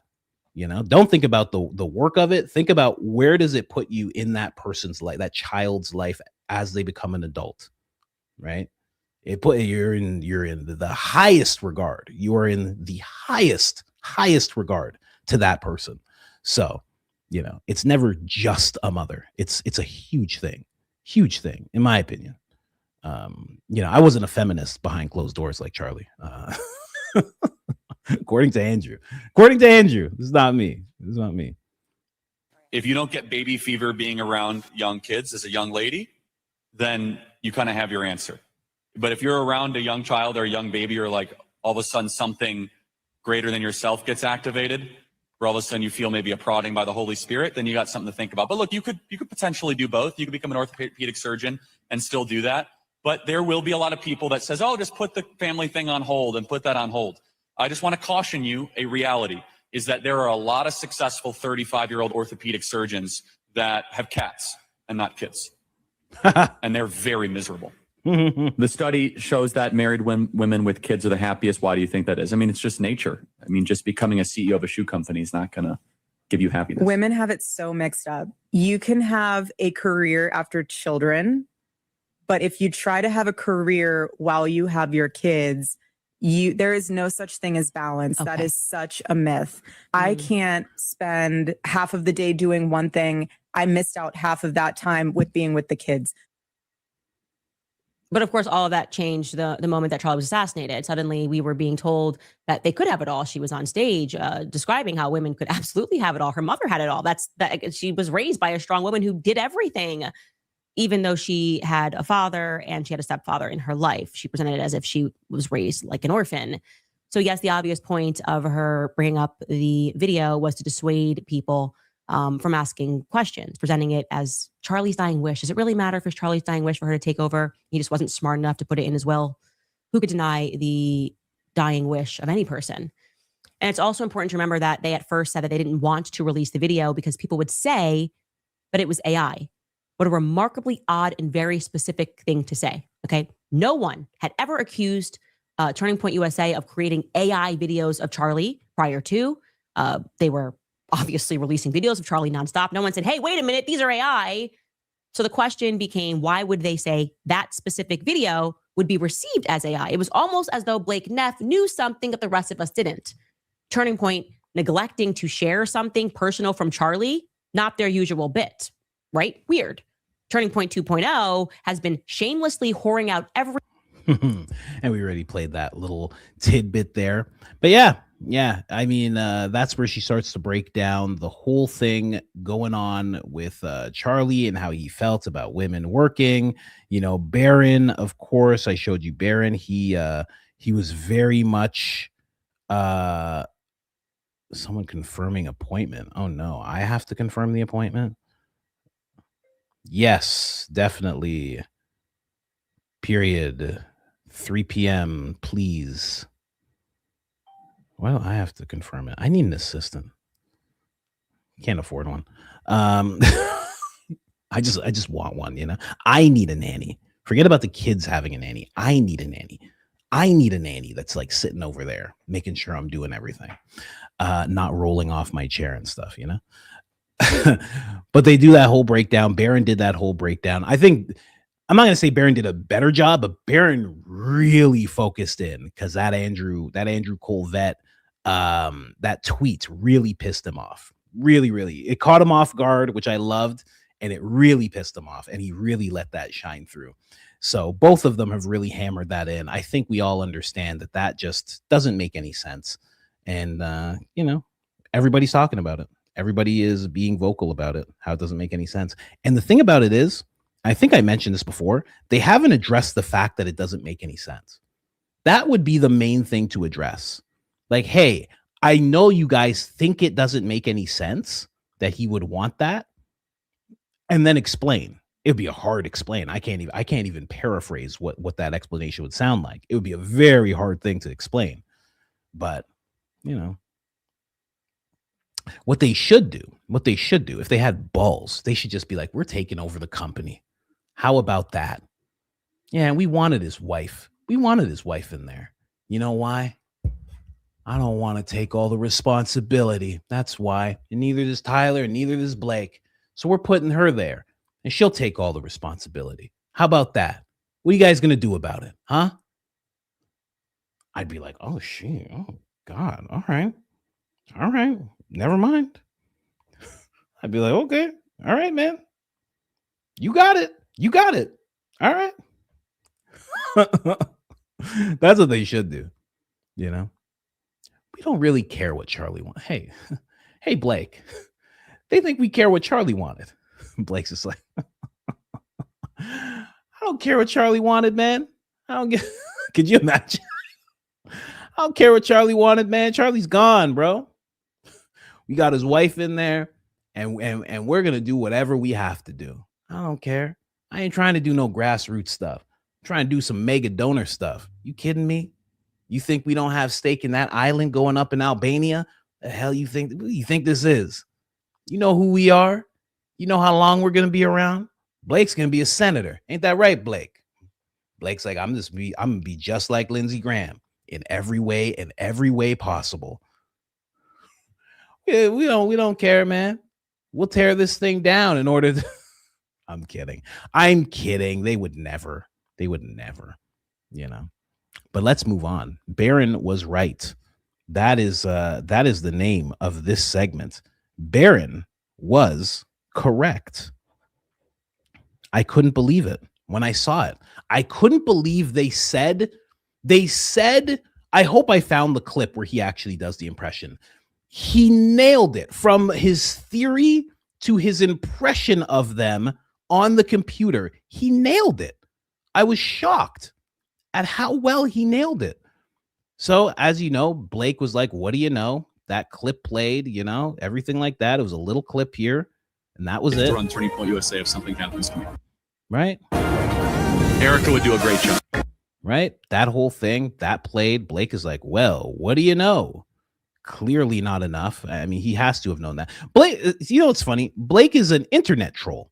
So he understands that that's not enough. He gets that. It's very weird. As an internet troll, you know how to troll people, but you also know how to, you got a little bit of, you understand human psychology in a weird way, you know, because that's what trolls are really about. They're looking for reaction. What kind of reaction? Can they get disgust? Can they scare somebody? They're looking for all sorts of different things. Can they just ridicule someone? They look for a myriad of things that they want to do to people anonymously. He understands that this is not enough. He gets that for sure. You know? Then we had Trigger Smart. Of course, he slowed it down for us 100 times. You know? Slowed it right down for everybody. Gotta thank him for that. That was a great job. And then we had M. We had M who was saying Candace has the real video. She's going to compare that video with the donor video. Joke's on you, Graham Allen. And then we have Candace actually coming forward. You are the dumbest people in the world to not consider that I've been sitting on Charlie's Aspen video for the last 7 months. I'm light years ahead of you toothless cogs who deserve nothing but the resentment you have earned from the entire world. And I was like, okay. And then we have Baron who comes in, the humble host, ladies and gentlemen, comes in. I hope I have it right at the right thing. Here, let's play this. Anyone else? Was there anyone else there? Yeah. Of course I have it. 2 times speed? Okay, a little slower than usual. Actually, there was. There was yet someone else there. And you'll notice the branding is even in the hallway. They do a good job of their branding. Even in the hallway, they have that same green backdrop. You don't have the building the machine imagery. It's not something they have. Just as a reminder, do any of those look anything like the still from the video of Charlie Kirk standing up here on a building the machine backdrop behind a building the machine podium? Or does that even look like the same stage? It doesn't to me. And the thing with the building the machine is this is a slogan they've actually used before. The building the machine slogan was something they used all the way back in 2023. All the way back in 2023, they used the building the machine slogan. So it's not something that they've never used before. Now, we don't have every instance of them using it. We don't have all of the backdrops. But it's interesting to me when you look at all of the pictures that all of the attendees put up. We have all of this question that's arisen in the last 48 hours or so since this Chuck GPT video dropped. And all these videos, all these still images that we've been able to find on Facebook and Instagram and X of people who were there, they all show the same 2 stages. The building the retreat, the building, not building machine, the investor retreat stage with the couches and the mountain backdrop. And we have the Charlie Kirk show. Not a single other backdrop is visible in any of these in any of these images. So why did no one bother to get a picture of any other setting? If there's this other stage and then Charlie speaking at it, no one bothered to take a picture. TPUSA's photographers didn't bother to take a picture. Yet they had rolling footage, apparently. This is such a distracting thing. Somebody says, what irks me is that podcasters took the term allegedly from Owen Benjamin and never gave him credit because he doesn't deserve any credit. It's a word. What? Ugh, God, what are you, 22 years old? Jeez, that's like someone who thought friend of the show was Tim Dillon. It's like, go watch Johnny Carson. Go pick up a book, man. Jeez. But they didn't bother to get a still. They didn't release a still out of it. They released stills from all this other stuff. Everybody did. But nobody bothered on this next portion. Nobody bothered to grab a still from it. That's weird to me. That's weird to me. I don't think it's real, but I hold out the possibility that it is real. Not is real, but is actually real. I hold out that possibility. Here's how you could prove it to me. Release a video. Just release the video. You say you have it. You've released now 3.5 seconds of it. You've released a little bit of the audio, maybe 10 seconds of the audio. Just release the video. Release the video. I don't understand why. There's only 2 reasons why you wouldn't release the video. One is it's fake and it's not real and it didn't happen. That would be embarrassing. The only other reason I can come up with, I have searched my brain. I've racked my brain trying to come up with a third reason, and I can't come up with one. It's not real. It didn't happen. That's option A. That's the worst case scenario. Option B is they think this is some kind of a game. They think this is funny. This is funny to them. Charlie's death is hilarious to them. It's a time to play games. That they can prove beyond any reasonable doubt to everyone's satisfaction, to a reasonable degree of certainty. They could prove that Charlie said this. They could put it to bed. They could just release it. But if they did that, then they wouldn't have this game that they're playing. It wouldn't be fun anymore. They're having a great time with it, Charlie's death. They're having a great time. This is a great source of humor to them. And yes, a lot of people are upset about Charlie's death, and they're researching, trying to figure out why Charlie died, who killed him, how he died. And part of that investigation naturally goes towards those closest to him. And did they have any kind of motivation to kill him? And did they do anything that would have led to his death? All of that's true. And so their decision is to torture those people, torture the public. They want to own the people searching into Charlie's death. This is fun and games to them. I find that disgusting.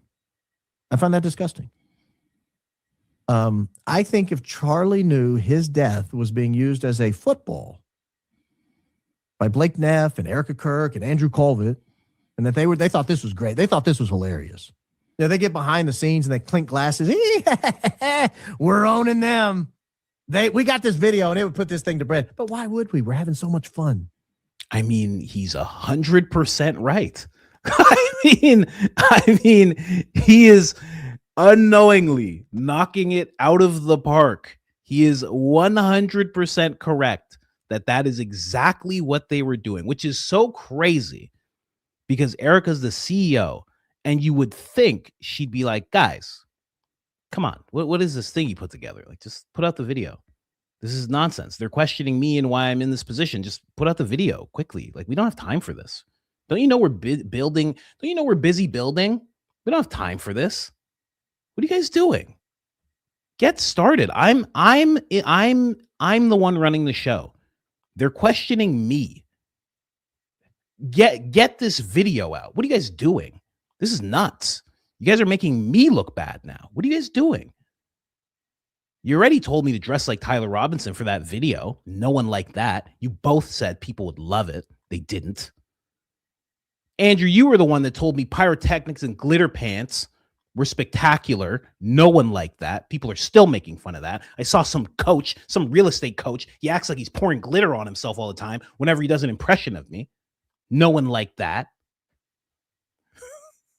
You told me to forgive Tyler and not to forgive Candace. Everybody's been pointing that out. Can you just put the video out? Putting sparkles on. Baron was right, man. Let's keep going here. I think if Charlie came back, he'd be like, having fun with what, guys? Your death. You talking about where my neck exploded in front of like 3,500 people? Yeah. You think that's fun and game? That's fun to you? This is fun to you? People are trying to figure out what happened and you're intentionally keeping the issue alive when you could just put it to bed?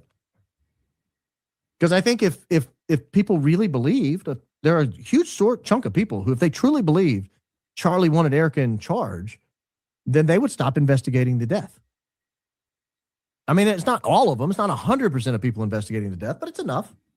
It's a sizable percentage of people that are investigating it because they believe Erica Kirk was sent in against Charlie's will and took over the company at a time when Charlie Kirk was not happy with her and that he was seeing the writing on the wall and realizing, wait a minute, this is a bad thing. I've got to get out of this situation.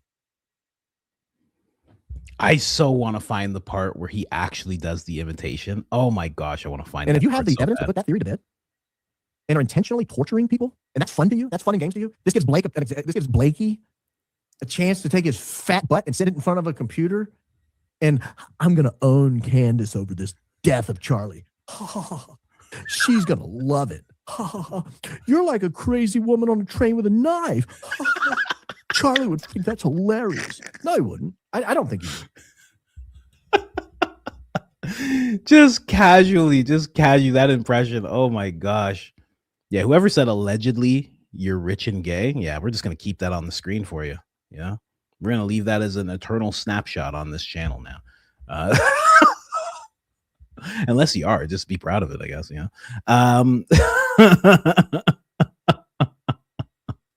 But he was correct. Baron was actually right. This is exactly what Andrew said. We decided to troll the trolls and put it in their face and watch them predictably melt down. Blake has rubbed off on Andrew too much. Anyway, let's play it. We decided over the weekend we were going to troll the trolls. There's this video that has become a source of controversy. Not even controversy, just obsession from bizarre people. Yeah, just absurd. I don't even talk about it because I think the whole thing is so lame. And if they you're demand online, overwhelming proof for the idea that Charlie loved his wife and would want his wife to carry on his mission. yeah. Well, it's something he told all of us. We all knew. We didn't talk about it because we thought Charlie was going to be with us for another 50 plus years. But like we all knew, the board knew this was the plan. Whatever. He said it one time in front of a camera at a private event with donors in Aspen. So we just thought, we figured we'd troll the trolls, and you get a little taste of it here. The most important relationship in your life is the one that you have with your Lord and Savior. I don't need to play this whole thing again. The entire thing was them having fun. I mean, Baron nailed it. Nailed the clip. it. Thank you, studio, for bailing me out there. But then, so we knew that it was going to be like, oh, it's AI or it's fake or whatever this, because that's what they do. They always move the goalpost here, and that's why it's a sucker's game to even play this. But it was really fun to be able to troll the trolls, stuff it in their face, and then watch them predictably melt down when the evidence was shown. They instantly claimed, without any basis whatsoever, "Ooh, that's actually Charlie at ActCon in 2023. Wow. It's when Baron said that, I was like, that's a theory, it's something he's throwing out there because what else could it be? But I didn't realize he'd be so on point. I didn't realize he'd be so on point to the point where they actually said we are having fun with it. I did. Look at him. Blake is smiling ear to ear. I haven't seen anything make Blake smile ear to ear since Charlie passed away. I mean, what? But then, so we knew that it was going to be like, oh, it's AI or it's fake or whatever this, because that's what they do. They always move the goalpost here, and that's why it's a sucker's game to even play this. But it was really fun to be able to troll the trolls, stuff it in their face, and then watch them predictably melt down when the evidence was shown. They instantly claimed, without any basis whatsoever. Wow. It was really fun. I mean, Baron must have been like, oh my God. Baron must have been like, I can't even do that gasp. He must have been shocked when he saw. There's no way Baron hasn't seen this. There's no way. He must have seen it by now. He must have. He must have saw it last night. I couldn't have been the only person that saw it. For sure not. Especially if Travis is posting it. Yeah. Travis is the one that lets us know what's going on a lot of times. He watches that podcast. It's very hard for the rest of us to watch that podcast. I have to admit it, I do a lot of things for you guys. I love you guys. But watching that podcast in full, it's very tough. Very, very tough. I wonder if he's seen it. He must have seen it. Baron has to have seen that. Sam Parker right away says, hey, Andrew, there was no moving of the goalposts. We've asked you to release the whole video since day one, and we're still asking you to release the whole video. Such common sense answers. It's like, no. We're still looking for the same thing. Can you just exact same thing that we're looking for? That's it. I'm just going to jump. Oh, I forgot Wolves in Finance actually had something to say about this. I forgot that he had something to say about this. I'm actually going to move that over. And then we're going to try and we're just going to go straight to Baron's page. He must have said something about this. He must have by now. Let's see. Let's pull up Granddad Coleman here. Granddad Coleman had to. Oh, there it is. I knew it. He had to have seen it. There's no way he didn't see this. He says right there, for the last 2 days, I've said to you, the Turning Point USA is doing one of two things. They're panicking because of the out of context video doesn't support what their claim, or using Charlie's corpse as a joke to own Candace. They gleefully claim the second disgusting option. Since everything they say is a lie, I don't believe them. But either option is disgusting. There you go. So, Baron, I think we know what Baron's going to be talking about today. I think we know what Baron is going to be touching on today for sure. But I mean, even past this very weird moment of them talking about how fun this all was. Their best friend's dead, right? Best friend, guy who employed them, guy who decided, despite Blake being very, very creepy, despite that, he said, you know what? Let's get this guy on board. Let's put this guy on camera. Andrew Colvette working with Johnny Moore, having this odd background. Charlie still said, you know what? I love Philadelphia. And I love that you've worked for all sorts of dark, weird operations and organizations. Come on in, Andrew. Get on in here. He still did that. He's the guy that did that for them. And they're having a good time right now. Isn't that something? But then Andrew said all this. See, this is the weird thing, is that he makes this clip where he's talking about how fun it was to troll the trolls, but then also had this whole thing that he was writing about. When he was saying the entire debate only exists, bad actors, been happening for months, they're trying to take us down, where he says that there's a pattern that's playing out continually. They launch conspiracy theorists, smoking gun, it falls apart, new theories. You know, he did this whole dissertation. They moved the goalpost. They find the video largely irrelevant. Boards don't determine the succession. Was this long dissertation? Was this long dissertation somehow also him trolling? Because this seems like damage control. This seems like you're going out of your way. You're tagging community notes to make sure that your video, that Blake's tweet as well, is not community noted. You're making sure that doesn't happen. What's going on there? You know, this did not happen at ACCON 2023 in West Palm. Community notes wrongly says, right? It happened in Aspen 2025 at Investors. ACCON was a large convention with a massive blue stage, et cetera, et cetera. He's making sure to just parse out everything, right? Number 6. I mean, he got to number 6. How does he even have this many characters? What's going on here? Build the Machine claim was also wrong. In 2023, the theme of ACCON was "We are doing the work to save America." Like, I mean, he's going through all this stuff. And then there's a number 7. He even tags somebody that works for X to make sure that this actually happens. He tags community notes.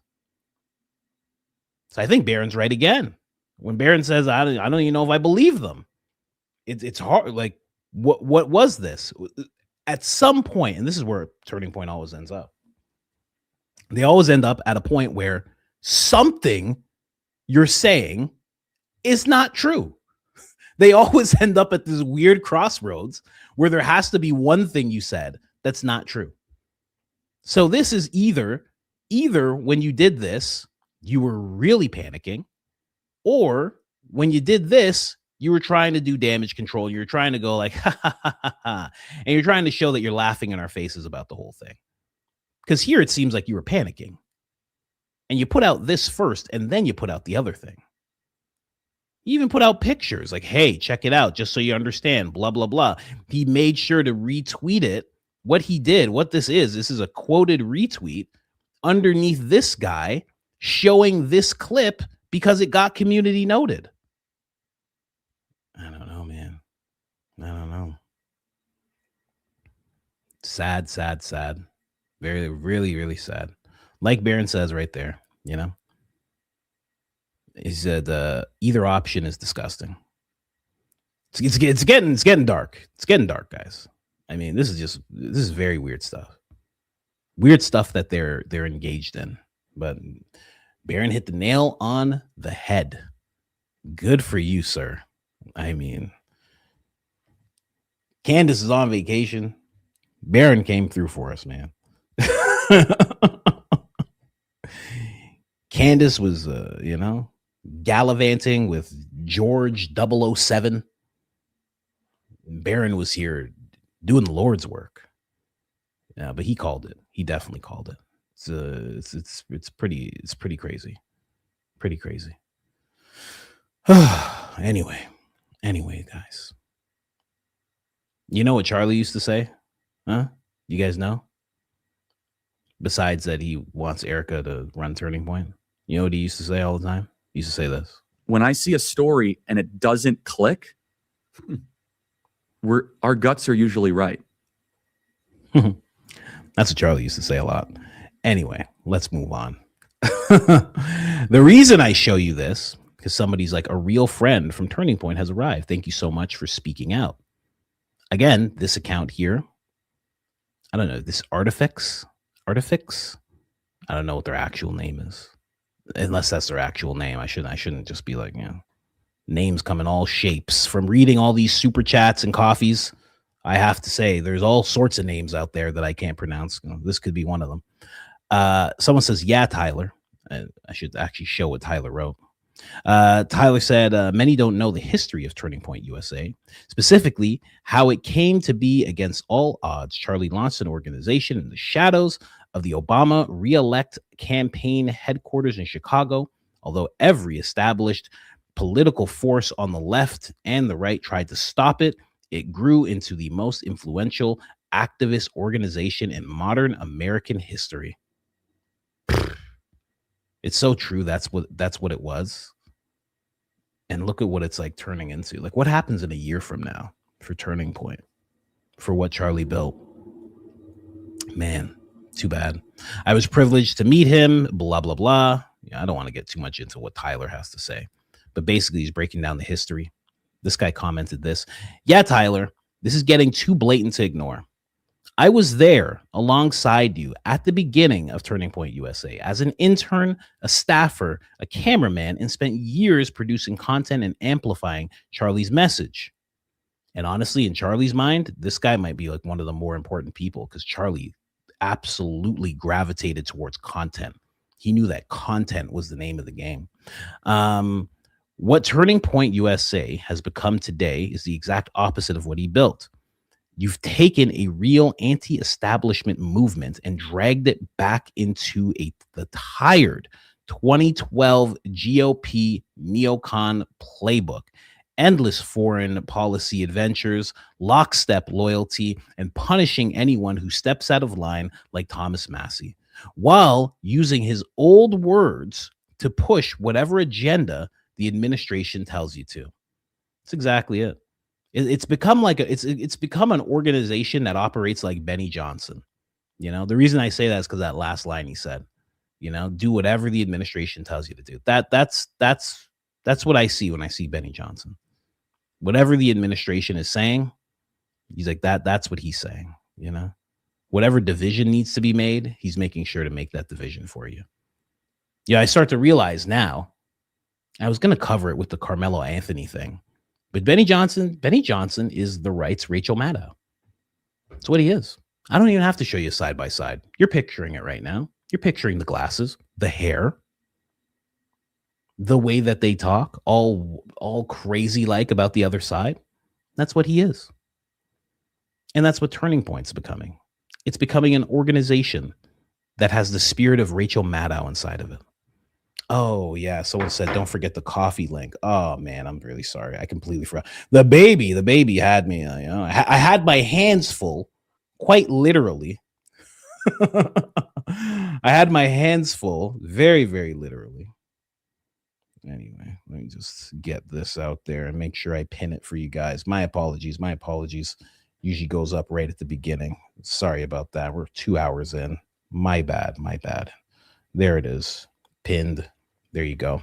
Sorry about that, guys. But yes, we'll go on with what what this guy has to say to Tyler. Not to mention attacking anyone who dares question the narrative about the passing of a man who encouraged us all to ask questions, especially when things don't add up. Clipping Charlie's old footage to bless whatever the current administration wants isn't preserving his legacy. It's grave robbing a dead man to launder and preserve the same system he worked for years to expose.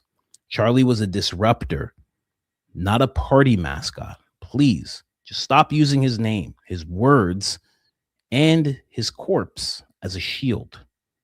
Man, he said it best. When I see a story and it doesn't click, our guts are usually right. When I see a story and it doesn't click, our guts are usually right. Man. Wild. So wild. You know, and I've watched things like this happen. I don't want to get like too esoteric or anything like that, but I've watched things like this happen. Like there was a guy who was in music. He was a young guy. He was really on a dark path, you know, like most Hollywood people, you know, dipped in baby oil, you know, dark presence around him and everything. But he was going to be like the next wave of music. And his life got cut short at like the age of 20. This guy XXXTentacion. He had great music that he would make, and from all different genres. He would make punk rock, he'd make metal, he'd make R&B, he'd make hip hop. He's a really interesting kid. And then he got taken away. And I always wonder, I go, wow, he would have been so successful, so wildly successful, that music would have looked completely different. And I think the same thing with Charlie politically, because he would have been so wildly successful in politics. I mean, for sure would have been president, especially if he was pushing for his own RIPX. Yes, sir. Long live Ja. Especially if he was pushing his own campaign. I mean, he would have had Candace backing him. He would have Tucker backing him. He'd have Megyn Kelly. He'd have all the voices you could possibly think of backing him. All of them. Even the ones that disagree with each other, they would still all come together for him. And then what would he have done when he was in office? And what course would that have put America on? And because America's on a certain course, would have had Canada on a certain course, because he would have been way easier to deal with than anybody else that's going to be in office or is in office now. Canada would have, there would be no, they could, the people pulling the strings could try and make some kind of, oh, Charlie, oh man, oh, this guy's bad. Oh, you can't make a deal with this guy. They wouldn't be able to pull that off with Charlie. And then what would he have done, you know, with the relationship with Russia or China? Like, it makes you wonder, like the whole course of the world would be a little different. Not saying he would like take over the world, but the little nudges, like the ripple effect would have been large, I think. I don't know, man. I think of that all the time when it comes to him. Like, what would he have done? I think he would have done some good stuff. I really do. I really, really do. Also, there is the aspect that he was surrounded by these vipers, these weird Zio Rangers that had other things in mind. But it seems like he was about to pull away from that. If he had pulled away from that like he was going to, like you could clearly see him doing, and then he would have been the new Kennedy. He would have been the new Kennedy. He would have understood smaller government. He'd be working towards that.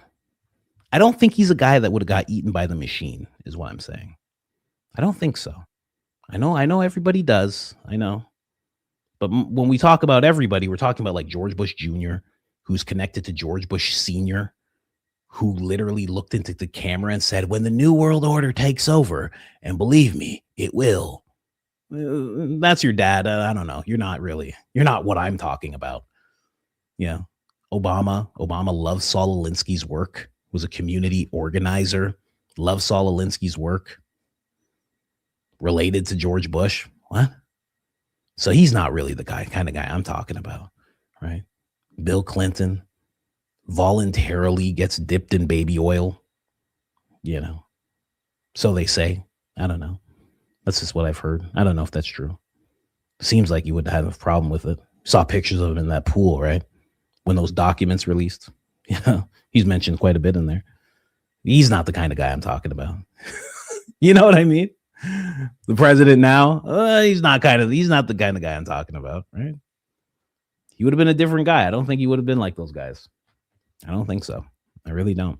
I don't think he could have been as easily bought as Trump. Trump was easily bought, and he was just open about it. She gave me $250 million. No one else did that.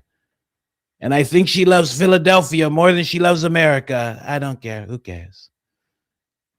My son-in-law's buying an island. You guys listening? Huh? All you billionaires out there? He's buying an island. Wink, wink. Nudge, nudge. You know what I mean, huh? It's going to be a good place. It's going to be a crazy place. That's all I'm saying. It's going to be a nice place. Want you guys to visit. It's going to be nice. Anyway.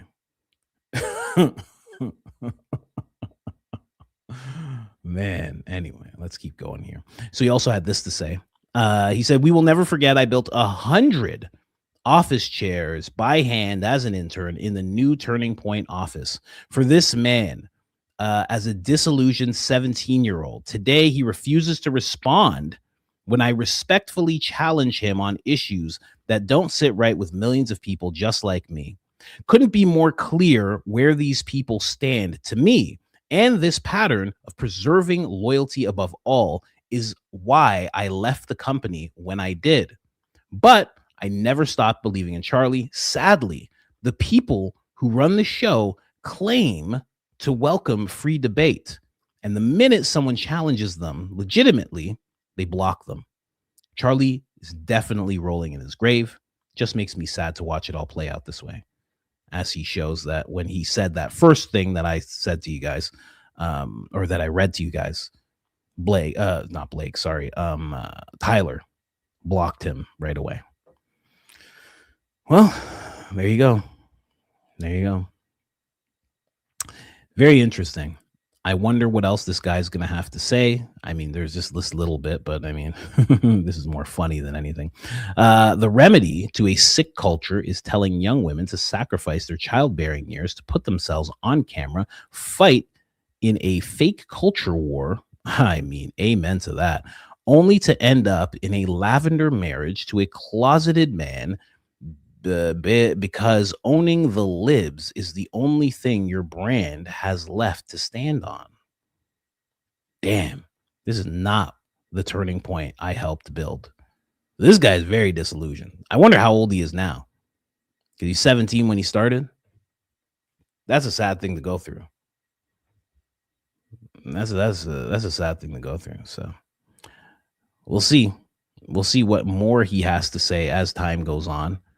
He hasn't been like jumping for interviews or anything like that with people. He's just been talking about what he helped do. That's it.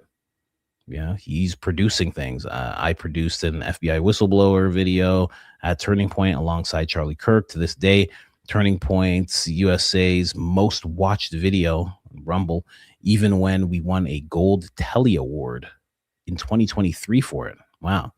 So this guy was really putting in work. Really putting in work. It's amazing. You have a back and forth with Blake too. What did Blake say? We have repeatedly said we cannot possibly know for sure how Charlie would have reacted to this conflict. Oh yeah, here's Blake going again. This just happened. This is yesterday. Blech. I'm not going to read the whole thing. I'm getting real tired of these guys, honestly.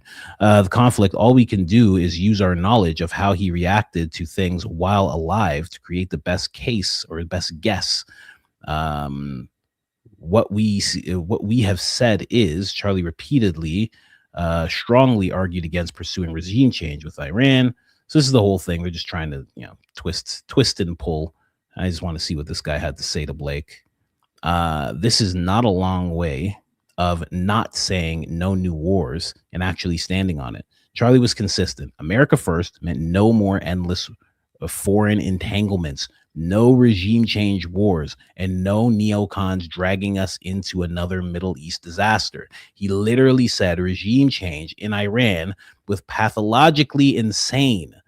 You do not get to play the game of we can't possibly know what he'd say today card. When you all people have access to years of his archive of footage. Charlie built this movement to question the regime and to put the American people, especially the youth, first. Not to become the new cheerleader for whatever donors in Washington or whatever the administration wants. The 180 degree is impossible to ignore. And of course, Blake's not gonna. I'm sure Blake's already blocked him. Blocked him too. They're like, no, thank you. No, thank you. Bye. Bye now. I get it. Hey, I block people too. Anyways, so that is that. I don't know what else Candace is going to be coming up with. I do know that she had to do what she did yesterday with the whole breaking everything down thing by thing and all of that. I knew that was coming, but hopefully, since she is going till Friday, okay, so we're at Wednesday now, so we got 3 shows coming up this week. So hopefully she gets into it. I don't know if there's going to be any clearance in terms of her using the video. I don't think they're gonna allow that. They're gonna say no. They're gonna say, it's true. Screw you. We know that you know. We know that you know what we did, and we're not letting you tell anybody about it. Like that. I think that's how that's gonna go. There's no way they're going to allow Candace to put this video out. There's just no way. I don't know. So many people tag me in things, and you know what I think they're trying to do? I think they're trying to mark me for death. You know that? I really do think that. Whenever I see someone tag me, they tag me and then they tag Erica. I'm like, oh, you're trying to kill me. Oh, okay, I get it. Cool. No problem. Thanks a bunch. Oh man. Here, check this out. This is the latest update. Bang. I knew it. Hands behind your back, lady. Hands behind your back. Oh, and she posted it herself? Hands behind your back, lady. Come on. Somebody quickly investigate this lady. Oh, this is the thing that I wanted to show you guys. I forgot this. Candace is like, my husband and I are going to apply for longer term visa in the near future. She's talking about to Russia. So we don't have to keep filling out so much paperwork for the kids and stuff. Definitely want to make it at least a biannual trip, just like we do the UK. I also want to organize bringing a group of young Catholics. It's time to repair the schism. Beautiful country and people. Would like to see more of the countryside when I return. So she's like, this is like a kind of a turning point feel in my opinion. She wants to bring young Catholics to Russia just to check it out. I find that very interesting. I don't find it alarming. Or anything like that. I just find it very interesting. What that would look like and what that could lead to. I'm telling you, man. she's in world leader territory. This is world leader stuff. Tucker was doing the same thing. He was going all around Europe, meeting world leaders. They were happy to see him. The world leaders would be like, "Oh, this is my son. He loves watching your show." And then he'd interview a world leader. They'd connect, take each other's contacts. Now Candace is doing the same thing. They're calling her the bridge in Russia. They're calling her the bridge, huh? I'm telling you, they're doing world leader stuff. They're doing world leader stuff. I can't wait to see what it turns into. Honestly, I can't wait. There was this. I guess I'll just get to this really quick. Doesn't have to do with Candace or anything. Carmelo Anthony is guilty. He's been found guilty. This kid who stabbed another kid in the chest. And Karen, that was one of the most memorable moments I've ever had inside a courtroom. The tension, the emotion, it was very. Is it gone? Overwhelming at times for a lot of those people in there. Let me start off by talking about where we are right now, and then we'll go back to where we started this day, which is, I don't think anybody imagined this morning we would be at this point in the trial right now. It's moved at just lightning pace. The judge at this moment is working on a charge to the jury, otherwise known as the jury instructions, which will be read to the jury to determine sentencing. Now that he's already been found guilty, there's another trial right afterward called the sentencing trial or punishment phase, and that involves opening statements, witnesses, closing arguments. A lot of that's been taken off the table by both sides, prosecution and defense. So the judge is going to read the instructions. We still expect to hear closing arguments from the prosecution and the defense, who are hopefully trying to, argue for a mitigated sentence for Carmelo Anthony. We don't know at that point. We don't know what prosecutors are going to ask for at this point. But once that happens, the jury will go right back into their room and they will start deliberating a sentence, which means we could have his guilt or innocence verdict today and his sentencing today. I heard 35 years. That's what I heard. Yeah, I figured I'd just touch on that quickly. Just quickly. What do we have here? Did I even pull up did I pull up the Benny Johnson clip? I don't even know. Do I even want to play the Benny Johnson clip? I just found it so weird the way he was like reacting to it. I found it so odd. This right here during my morning workout. This right here during my morning workout made me realize, I'm like, oh, he's Rachel Maddow. He's Rachel Maddow. Like, this isn't meant for content purposes. This is meant to just like enrage people. They're looking for the thing, right? They want both sides mad. Benny would love prison. He's Rachel Maddow. I'm not making that up. He is Rachel Maddow.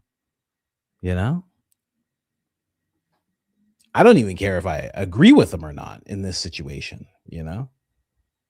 I always say my mom was notoriously one of those ladies where if you did something wrong and you were getting arrested, she was like, keep him because he needs to learn something. Oh, she was always like that. She's like, keep him. Yep. Go ahead. I remember my brother went in one time. She's like, okay. She's like, where is he? All right. Well, let me know when he's out. There was no tears, no nothing.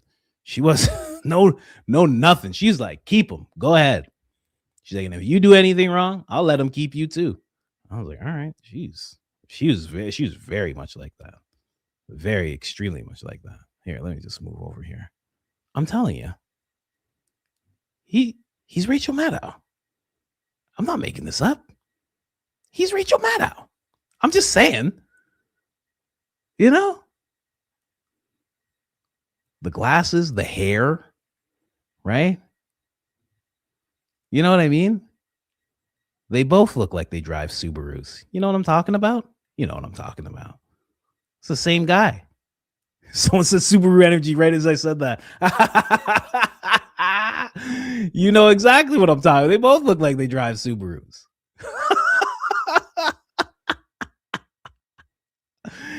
They drive Subarus and they help each other change each other's oil. You know what I mean? Yeah. And then they go to a nice bar and they enjoy some IPAs, right? You know, I'm just saying. Oh man.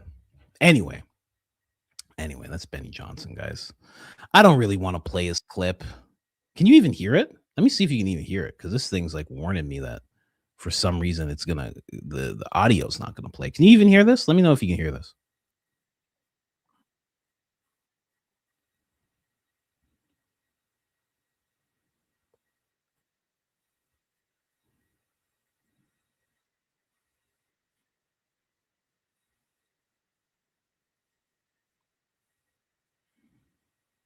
No, you can't hear it. I don't know. I reset it.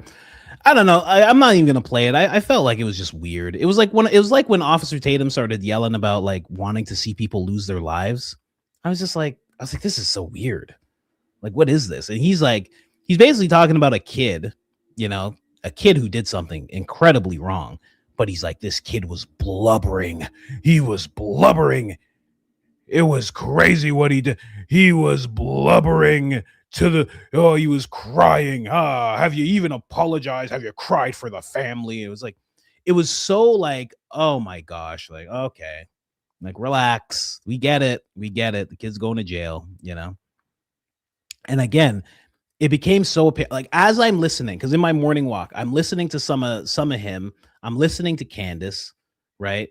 And Candace is talking about this whole thing about being lied to, right? And it's making me think about that. And then I'm listening to him, and it's like almost, there's already been a veil lifted, especially on him.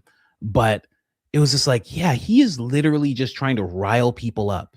Like, that's all he's trying to do, right? We would watch certain things happen before, we on the right, and we'd go, oh, the left is going to try to make this into something to riot about. And I never looked at my side and said, are they trying to do that as well? And it seems like, from the content that he's putting out here, he's trying to rile the right up enough that they're really pissed about it. But then also there's the aspect of people on the left watching him and getting riled up about it. So it's like he's trying to do the same thing that we would point at the left and say they're trying to do. And it just happens to be at the time of midterms, where, again, every time there's a vote, you need to have people in their boxes. You can't have people just like getting along when there's an election coming, because they'll get along and they'll point at the people and say, oh, it's these guys. These guys, both sides are terrible. You can't have that. You need to have them in a way where they're mad. They're upset. So Carmelo goes to jail. Black community mad. Not all the black community, but there's people mad. They're angry. What the heck? Chud the Builder probably gets released. Chud the Builder probably gets released. And then everybody goes, oh, people celebrate. More people get mad, And the midterms are coming, rolling around. Get people separated into their boxes perfectly. You get to funnel in all the Republican types and conservative types. We funnel in all the people of color and the lower privileged communities. And we see who comes out on top. Anyway. Just saying. It was a weird thing to, as I was just walking this morning, I was like, oh man, that's what he's doing. Because he's really pouring it on. It's not like he's being like objective and, he's just talking about it. He's like, because I'm thinking in my head, anytime, especially as I'm a father now, if I see someone who's like 22, I'm like, oh, you're a kid still. Like, you're dumb. I remember me being 22, how dumb I was. And then I'm like, and then 10 years ago, you were 12. Like, you're a kid. You're just like a kid. That's why when somebody who's 70 talks to me, they're like, you're a kid, man. You got so much more to live. So when I see young people like that, I'm like, you're just like a kid. So when I see this kid who's done this horrible thing, I'm like, oh, what a dummy. He's just dumb. And for some reason, he had a weapon and he just thought that was the right thing to do because he's stupid. He's so dumb. He's just a dumb kid. Doesn't know what he's doing. Doesn't even have the rational thought to think that he might take someone's life and then he's going to go to jail. Of course he's crying in the courtroom. It's like, what do you think's going to happen? Of course he's bawling like a kid because he's a kid. So kids do. They do dumb things and then they cry and they cry and they cry and they don't realize the consequences. They don't realize the ripple effect they've caused. But he's like really going in on this kid. He's like, this kid's sniveling. He's blubbering. And then he starts talking about the kid's mother. And he's like, oh, and his mother's blubbering. I'm like, what the hell is this? What am I watching? What am I listening to right now? This is so weird. I don't know, man. I don't know. I guess it's getting the left-right thing's getting tiresome for everybody. Yeah. Because people are just digging their feet in too much. It was just funny. It was just funny. Okay. It's confirmed, honey. If you're watching, the appointment's confirmed. Anyway. Yeah, I just found that to be. I'm glad we're not playing Benny Johnson. I'm glad you guys can't even hear it, honestly. Honestly, I think that's for the best in this situation. It was just gross. It was gross what he was doing. I was like, this is so weird. Someone said in the coffees, someone's like, excuse me, good sir, it's been almost a month. Where is my MK Matcha event coverage? Oh, MK Matcha. What is that? Why do I know that? MK Matcha. Why do I know that? Why do I know that? Something just came out. MK Matcha. It's so what is this? Powder. Why is powder coming out? I don't know. I have to look into that more. No one has covered it. I'll take a look. Rachel Maddow is the masculine version of Benny Johnson.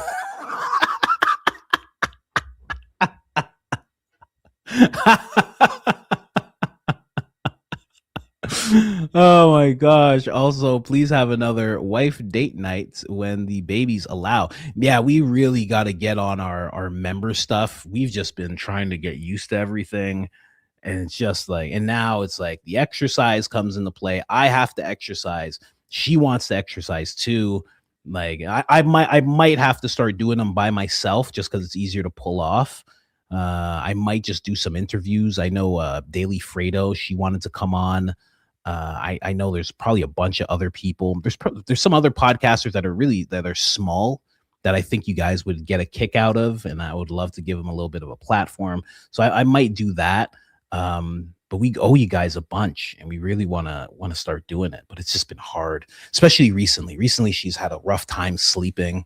The baby, because babies change from month to month in what they do.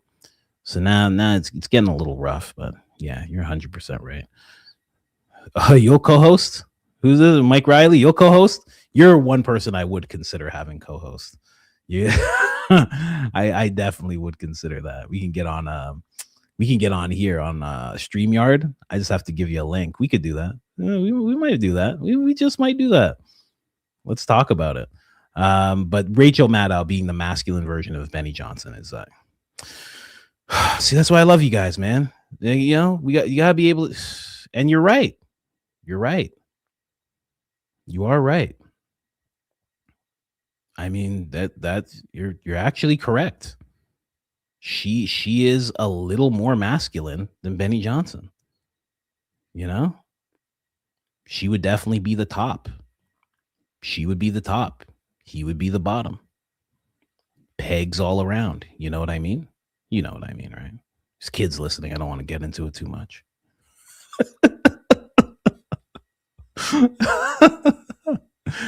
That's why I love you guys. You guys know about jokes. I love it. Regarding Zach's X post the other day, AI Charlie in the Mega Church, please check out the channel Friendly Atheist. I know. I don't have a problem with atheists. They're just going to hell. That's all. No, I'm kidding. I'm kidding. Oh my gosh. No, I don't have a problem with anybody's beliefs. Churches are playing AI generated Charlie Kirk, timestamp 6:30. It's the whole clip. The pastor had 2 services that day. That's why you found a different video of him. Oh, that makes a lot of sense. So one service to the next. That's why I couldn't find the other one. That makes a lot of sense. Okay. I'll look into that. What did you say it was called? I can just throw that into YouTube right now. Thank you so much for giving me the title, because I'm not gonna click your links. I'm just not gonna do it. Okay, I'm just not. Right? It's my own problem. It's my own trust issues. I gotta learn to trust people more in the world. But what can I say? Let me see if this video pops up. Friendly atheist. I see nothing from the friendly atheist. Whatever, I'll have to check it out. But I have it there now. So at least we have that. Let's keep going here. Edible glitter, aka Stephen Barton. I kind of want to go to Russia now. It looks beautiful, and I've met a ton of Russians, but they were awesome people. Yeah, they could be really cool. I've always said, with affection, sometimes, that Russians are the black people of Europe. They really are. They got high bone density, you know. They're real athletic, you know. They're nice, but they can also, like, you know, if things go left, you know, they got a left and a right for you if things go left, you know. They're nice, they're good people. They're good people. They're straightforward people. The Irish. No, you know what the Irish are of Europe? They're like the they're like the south of Europe, because they're good people. They're really good people. Love a nice song, you know. They'll break out into song and dance. They got that rhythm with them, their own brand of rhythm, you know. Sometimes you can't understand a word that they're saying, you know. You're like, that's English? Are you sure? They're like the South. That's what Irish people are like. But Russian people, they're like black people. They're very street smart. Exactly. They're like, they got some hoods in Russia. Listen, I know Candace is going to some nice places, I'm sure. You know, George isn't going to take her to any hoods. They got some hoods in Russia. I mean, some real hoods. Anyway, a lot of road rage in Russia too. You ever watch those videos? You watch a road rage video, you will see like 9 times out of 10. I shouldn't even say that. A bunch of times out of 10, you'll see it's going to be some Russian people getting into it, you know. Clean food that's not poisoned. Check a government that isn't taking Philadelphia's BS and bending at their will. Check cheaper food and living expenses. Check what's not to like. And Putin seems like he doesn't take ish from anyone. Well, you know what? Those points that you bring up, those are interesting points, because the food thing, a lot of people, again, this happened when Tucker went to the grocery stores. You know, Jon Stewart and all sorts of people were like, oh, he's going to the grocery store, and they're trying to pick apart what he's doing and everything. And I think this has happened in big parts of Europe, but I think Russia took it to a higher extent, where they don't allow GMOs. They don't play that stuff. That whole thing of, they don't play around with that stuff. You know, dyes and all sorts of weirdness. They don't do that. They don't do that whole thing. So yeah, like, you know, she's telling the truth about that. You know, just that's what I'm trying to say there. You know, but the same thing with Italy. Like, there's a big reason that the wife and I want to go to Italy. You know, of course, there's going to be the ceremonies at the Vatican. You know, the dark ceremonies where I'm inducted into the Jesuits. But also past that, if for some reason you could eat, people say you can eat wheat there. They say you can eat bread and pasta there, and it doesn't wreck you like it wrecks me here. It destroys me here. It's crazy what it does to me here. So I want to check that out. But yeah, that's happened in a lot of other places. Yeah, I always noticed that I had an uncle who's from Barbados, and he would eat fruit. There'd be fruit that he would eat. And I noticed my buddy's wife, who's a Cuban, straight from Cuba.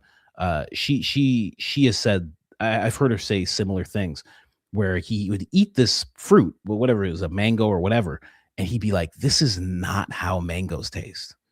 He would just be like, this is not what they taste like. And I'd be like, what do you mean? Like, this tastes great. He'd be like, no, you don't understand. He's like, the fruit doesn't taste like fruit's supposed to taste. And he would always say that about it. And he got used to it because he's been here for a while, like whatever.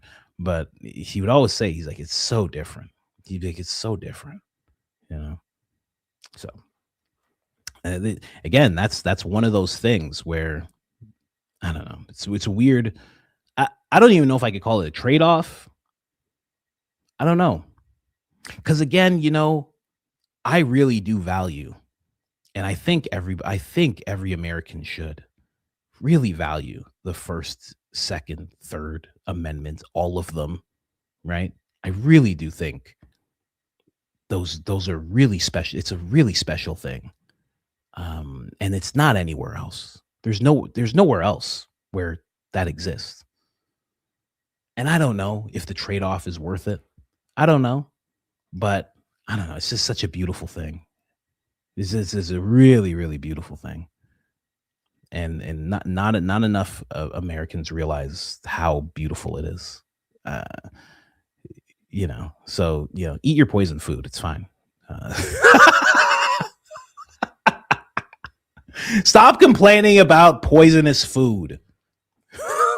Stop complaining about what billionaires are doing. Don't complain about the 800,000 missing children. How dare you? How dare you complain about all of that? Okay? It's the cost of freedom. You ingrates? No, I'm kidding. Alex Clark couldn't have gotten a gayer man to be with her. Apparently, you can tell she's the masculine. I was going to say that, and it's testosterone in that relationship. I was actually going to say that with her. When I saw that clip, that little reel that Candace was playing, in my head, I'm like, women like that, and it's not a blanket statement. I'm sure there's, you know, difference and blah, blah, blah. But I've always seen that women like that tend to end up with a guy that's not quite what you think. Like when she's talking about alphas and masculine, and you should, you know, I should be able to be like this and come fully into my feminine. And you're picturing she's going to be with a dude that's like this big military dude that's going to be like, hey, what's going on? How you doing? Hey, come on, let's go. You know, pick her up when there's a puddle, just pick her up in one hand, walk over the puddle with her, you know, just put her down. You think that's who a lady like that's going to end up with? It's never that. It's always this guy who's like, these are my buttercups, and we have a podcast. We talk about Taylor Swift. There was just a bunch of boys. We were a bunch of boys in the forest. We were just a bunch of boys in the forest. You know, it's all. They always end up with a guy like that for some reason. It's really weird. You think they would end up with like a G.I. Joe type, but they don't. It's interesting, very interesting. Yeah, you hit the nail on the head with that, 100%. Fiddle boys, like I'm gonna move on to your next point. Probably hooking up with Blake. Oh gosh. Andrew joins to be the oh my goodness, what are you saying here? I bet Alex definitely has caught him with I can't even read what you're trying to say. I can't even read what you're trying to say. Everyone's just tired of all the lies, hypocrisy, and BS from Turning Point, EK, the president, and Philadelphia. Got a feeling Alex's kids won't be looking like Fiddle Boy Buttercup. Jeez. All right. Who is this? Thanks, Steven. Good gosh. Oh my gosh. So funny. All right. I did not see any 3-hour video on Candace's website yesterday. You have to Google her site under Candace's forum. Oh, cool. The video and Joe Lee. Okay, let's skip over that. Can't even have that term on the screen. She's talking in 23, blah, blah, blah. Okay. There's a bunch of things I can't talk about. For the channel, I record separately because there is a bit of an echo and it takes long to try and remove the background noise, and the sound is better recorded separately. Well, to the first thing, yes, Candace has not released the video. It seems like from the clip that I heard in the podcast that she has to wait for them to approve, which sucks. It really sucks until December. I mean, that's far away. That's really far away. So I don't know if we're ever going to get to hear that video, honestly. And then as for you talking, Miss Chris Viz, you're talking about background noise. The sound is better recorded separately. See, this is why I always tell people maybe using a more powerful program like Premiere Pro, Adobe Premiere Pro might actually help if you're an Apple person. Final Cut, because little issues like that are very easily dealt with. You can just like, I shouldn't just say like the click of a button, but basically like the click of a button. Whereas, more free, lower power programs, it'll be a task to do things as simple as like remove background noise. Is better recorded separately. But yeah, do what you have to do. Find your workflow. So that makes sense. For those interested, Betty or Betty is bilingual, is the channel. I will be recording shorter recaps for all the littles that cannot watch an entire episode or lesson. Thanks for your viewer that suggested that, Sandy. All right. Shout out to Sandy. Finally, I had huge urges to kiss the screen to land on the back of that baby's head. I'm that type of grandma that gives, what is that? Carnos, baby gushy talk, and sometimes kisses photos of littles. I don't care if it's silly. That is me. Good health, peace, and good health to all. Hit the like, siempre, siempre. That's funny. That is funny. Yeah, he's a little baby. He's a little baby. Little baby. What is it, like 8 weeks? Is it 8 weeks today, honey? 2 months? Something like that. It's crazy. It's crazy looking at the baby and then looking at the other kid and being like, wow, in 2 years, that's what this kid's going to be doing. Running around, screaming no, throwing things, It's wild how much they change so quickly. Hey, coach, I love your show and relish waking up and starting my day with this community. That's nice to hear. Shout out to the community. I've mentioned before that I have 4 girls and 2 of them were super gassy. If you hold baby coach on his belly, on your forearm, head in the elbow pit, legs dangling off, it will help with gas immensely. Yeah, I wonder if that's what it is. Because he does, I do that. It's called, my wife calls it, it's called the lazy tiger or something like that. I think when you hold him like that, because that's how tigers sleep on branches. And he definitely gets calm. He definitely gets very calm when I do that. He just like chills out, just watches, and I just walk around. So yeah, maybe that will help with gas. Sending love and blessings your way. It was great to see the baby this morning. P.S. Another shameless plug that you should check out, Orthodoxy and the Lord of Spirits podcast on ancient faith. Someone suggested that. Was it you that suggested? Somebody suggested that, and I have gotten a chance to listen to it. Very interesting podcast. Very lengthy podcast. They're like 4 hours minimum. It's pretty crazy. Coach, cannot express enough how grateful I am for the laughs. My husband and I were in the car yesterday for all of your fantastic voice tangents. So appreciated. As I was heading to a not so happy medical appointment, my kids just love listening to you as well. It's become a family show for us for sure. Wow, that's crazy. That's nuts. Family? That's nuts. Listen. When I do live shows, don't bring your kids. I'm telling you. It'll be a little different. Or maybe I don't know. Maybe bring your kids. I don't know. Sad you missed my coffee, but to be fair, I left it over the weekend.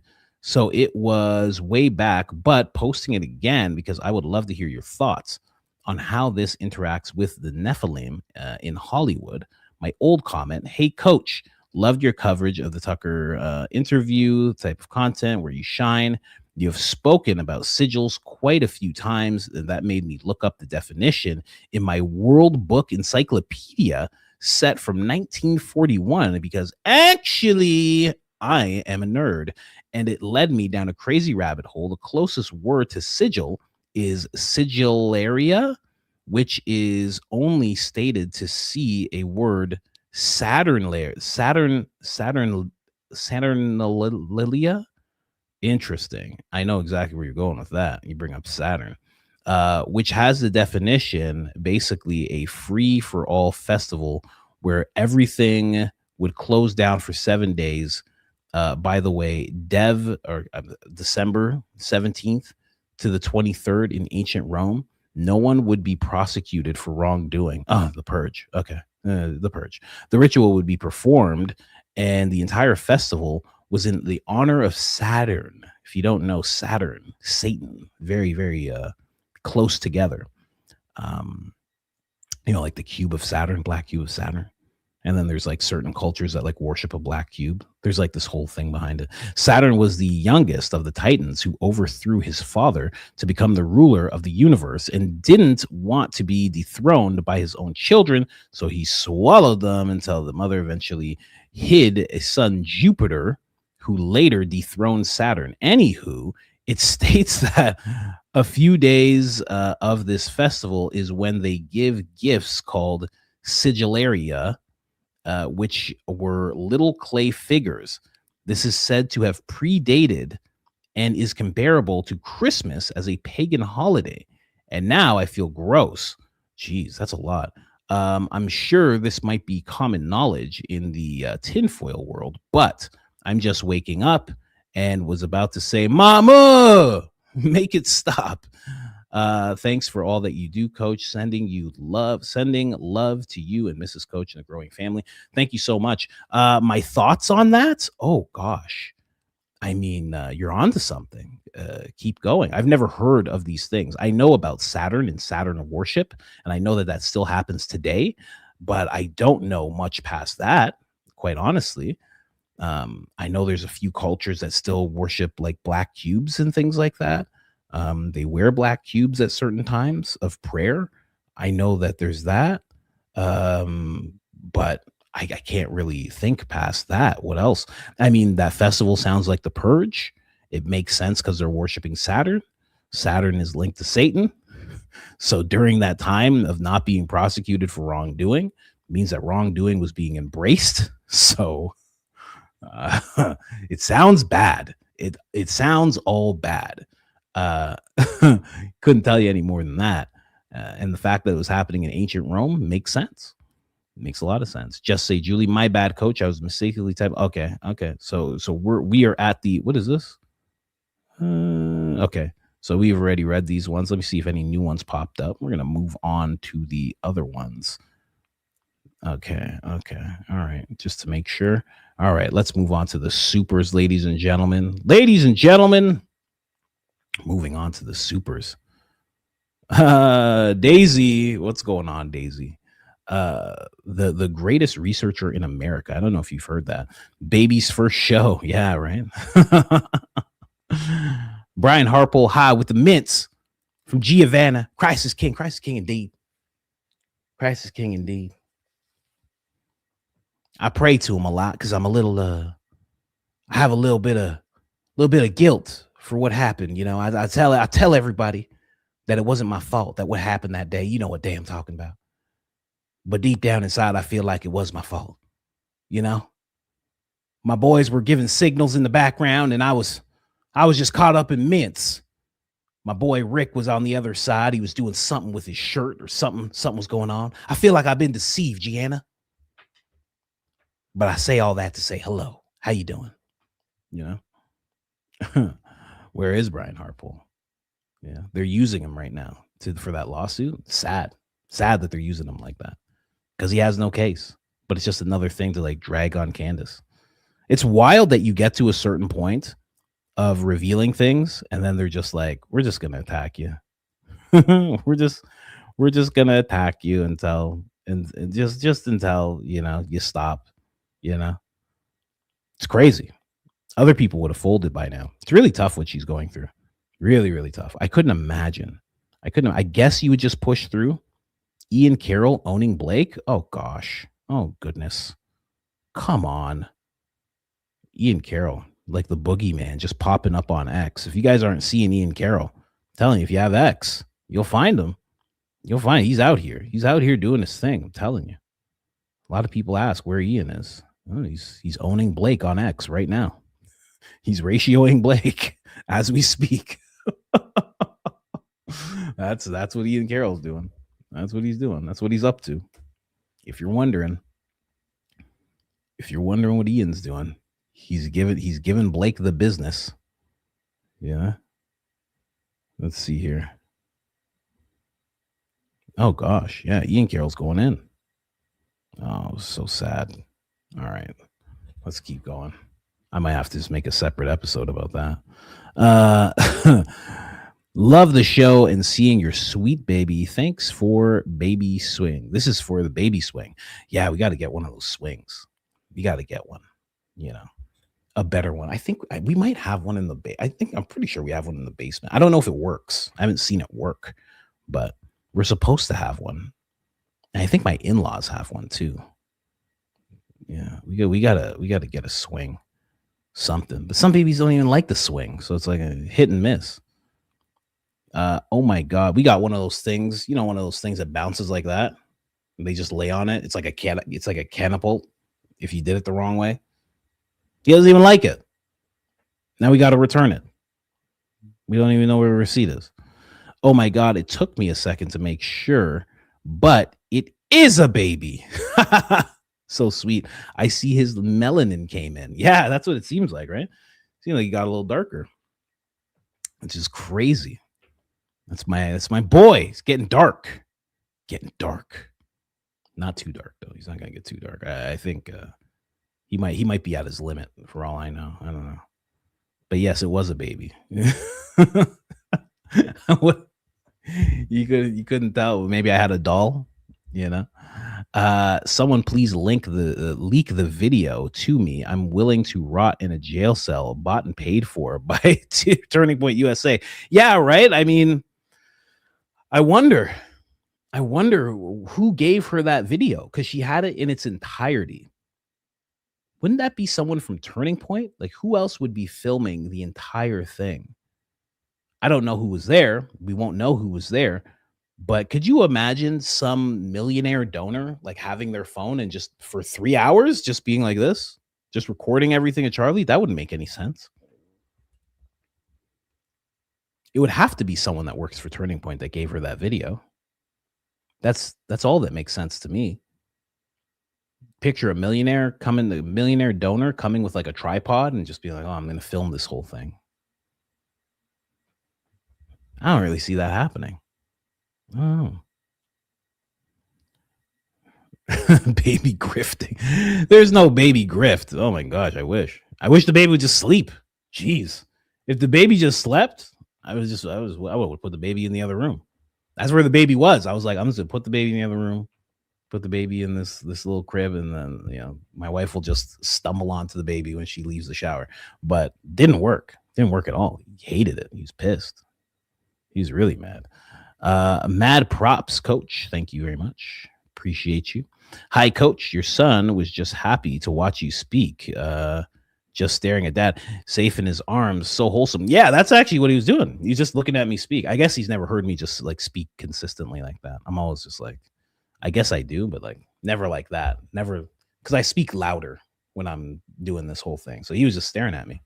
He's like, what is this? He's like, who are you talking? Are you talking to me? I was not talking to him though. The Catholic widow is against Catholic for Catholics. I wonder what could have caused that, or who, or what gov could have caused that.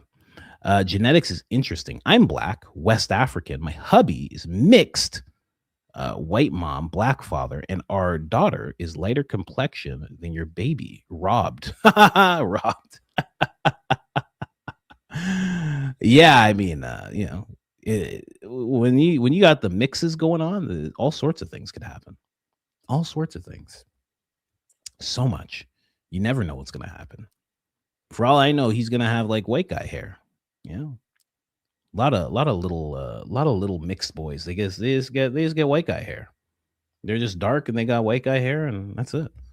You know, sometimes they got black hair, sometimes they get afros, sometimes they get weird hair, sometimes it changes from the time they're small to I'm telling you, my first kid looked like a little Mexican, straight black hair, just straight black hair, just born with a head of straight black hair. I was like, what on earth? And then all of a sudden, poof, it just turned into this big ball of curls out of nowhere. Mortal Kombat Ultra skin fiddle. Oh no. I'm not simulating that fatality. I'm not doing an impression of that fatality. The skin fiddle? Absolutely not, sir. It's funny you mentioned Tony Soprano. James Golfinini. Come on, I know how to say that name. Golfini.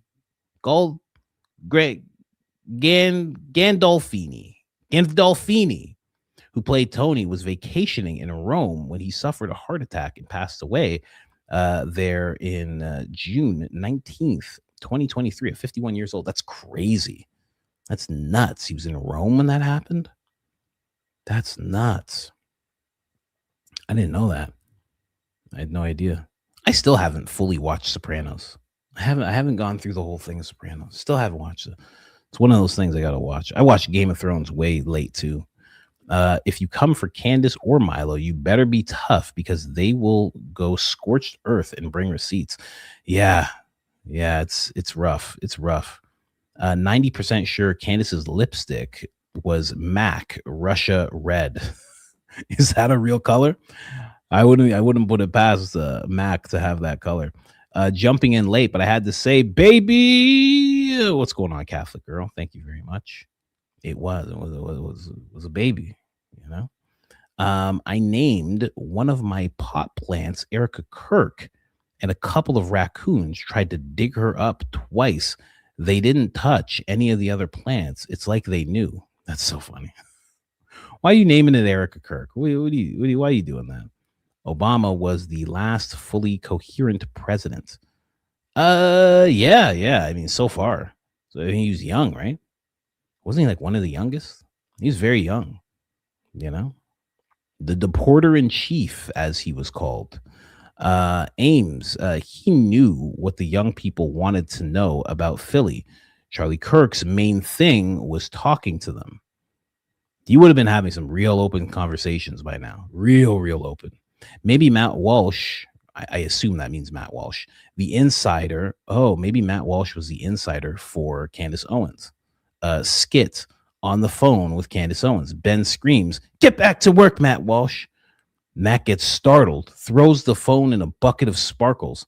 Now Matt's covered in sparkles while Ben climbs up him.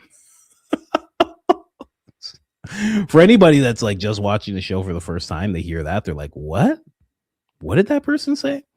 Coach, you got it right. They want both sides mad. Yeah, really. Like really mad. Like dangerously mad. That's what they want every time. They want dangerously mad, and they don't care where it goes from there, because even as it gets dangerously mad, or as people get dangerously mad, they just dig their feet in the sand even more. And then anger is one of the low emotions. So you're not seeing things clearly. So all you can see is your perceived enemy. And I guess that's what Candace was talking about too. This perceived enemy. And she had a chance to go there calm, not in a political space of mind, very calm with her family. And she got to go there and go, oh, okay, this is a little different than what I'm used to. And I'm telling you again, I promise you'll have the same experience anywhere you go where you've had preconceived notions. You will have that same experience. It's, you just don't know until you go to a place. That's why I still have my preconceived notions about Russia, but I don't doubt what she's saying at all. At all. I mean, it's so different when you go to different places. It's so good. It's so good to do. I really do feel, I know it's like a woo-woo thing, but I feel like it awakens your DNA when you travel, because it's in everybody's blood to pick up and go to some far off land. Everyone's blood has that in them, where they go, I'm going to go here. And I don't know. I want to go over there. Something's pulling me over there. Everybody has that in their blood. I'm telling you, that's like our true birthright as people. is to go to another land and live and experience it and see what it's like. MK Multra, congressional event for my birthday last month. It was a congressional event. Wait, that's when they were talking about. Oh, I feel like I know what you're talking about now. MK Multra, congressional event. That's where they were talking about the file, not those files, but they were talking about something else. I gotta look into it. But I'm gonna look into that. And you're right. Nobody covered it. Nobody at all. I'm Catholic. Friendly Atheist was the first YouTube channel I found showing the Charlie AI megachurch video is from 2025. Yeah, it's that was the thing about that. So many people, like when I reposted that, I think like yesterday or something like that, they're like, this is old. It's like, shut up, nerd. It's like, that's not the fact. Like, the fact is that we're talking about AI in this video, and now we're starting to see that they were already using AI. And there's a video I just released about it. It's a pre-recorded video where I was like, who gave them the permission? How did they have that AI recording at that gathering, the service? There you go. That's the word. That's English. How did they have that at that service? Who gave them the permission to use it? That's Charlie Kirk. You can't just do that. You can't just be a pastor and be like, oh, I'm taking Charlie Kirk and I'm making him say things today. He's going to do the sermon. You can't do that. You have to get clearance for that type of thing, especially if you're the type of church that live streams your services, because then that means it's going to YouTube and that means you're financially benefiting. You can't do that. You can't just make a whole thing like that. Somebody had to give them clearance to do that. Someone had to say that was okay. And again, I got to echo myself. Someone had to have given them permission. Someone had to have given them permission. And I wonder who that was. Anyway. But yeah, it was just after, like when you say September 2025, it was just after the Erica Kirk Zoom call, like right around that same time, like maybe 9 days later. How'd they have it so quick? Because that guy, oh my gosh, I should make a video about this myself. That guy was right. That guy who said he was the first one to suggest that they do it and that they used to do it for promotional purposes, he's telling the truth. Anyway. Yes, coach. Love the big screen. Thank you. Yeah, I'll consider it. Coach, I just want to give you a big shout out. I just want to give a big shout out to Dre Dossier. Her first live stream was last night. Everyone check her out. If you haven't, she's dialed in. Yeah, I was watching that live stream. I was very, I saw Baron left the big super chat for her. And he was like, this is the first Dre Day, #1. So I hope she keeps doing it. Because I think she'll get better at it. Because seeing from when she sat down with Baron, she's funnier. She's funnier than you'd expect someone who's like really research heavy to be. She has a good sense of humor. So I feel like as you keep on live streaming, like more of yourself comes out. And I think she'll do really well. Louisiana Amy, love the special guest. You're an amazing dad and even a spectacular husband. Oh, thank you so much. Really appreciate that. That's what it's all about, even more than the videos. Son is quite literally my twin. I'm white. I'm white mom PR. That happens. I feel like this baby is gonna look like his mom. Look, he looks like me, like kind of. I got strong genes. I'm a very masculine man. I'm a very masculine man. Okay, I take over the kids' looks. I'm very strong. But I think he's gonna look a little bit like his mom. I think so. Got in late today. Thank you for all you do. The baby is beautiful. Congratulations to you and Mrs. Coach. Not the widow is your name. Thanks for the distinction there. Not the widow says. Let me see. I feel like there is another coffee that just popped up. At least popped up on my end. Let's see. It's so weird. I can see it here. It's Mike Riley. I know Mike Riley just sent it. There's another one from someone else. What's going on? They're not popping up on the thing. Hold on. Let me see here if I can get it on. If not, Mike, I'll read it. Hold on. It's not popping up. Why isn't it popping up? Let's reload it again. It's not popping up. All right, I'll read it. I'll read it here. Mama, this stupid lady saying she got an old book that say Saturn connected to the devil. This mean you gonna make me take down my solar system night lights?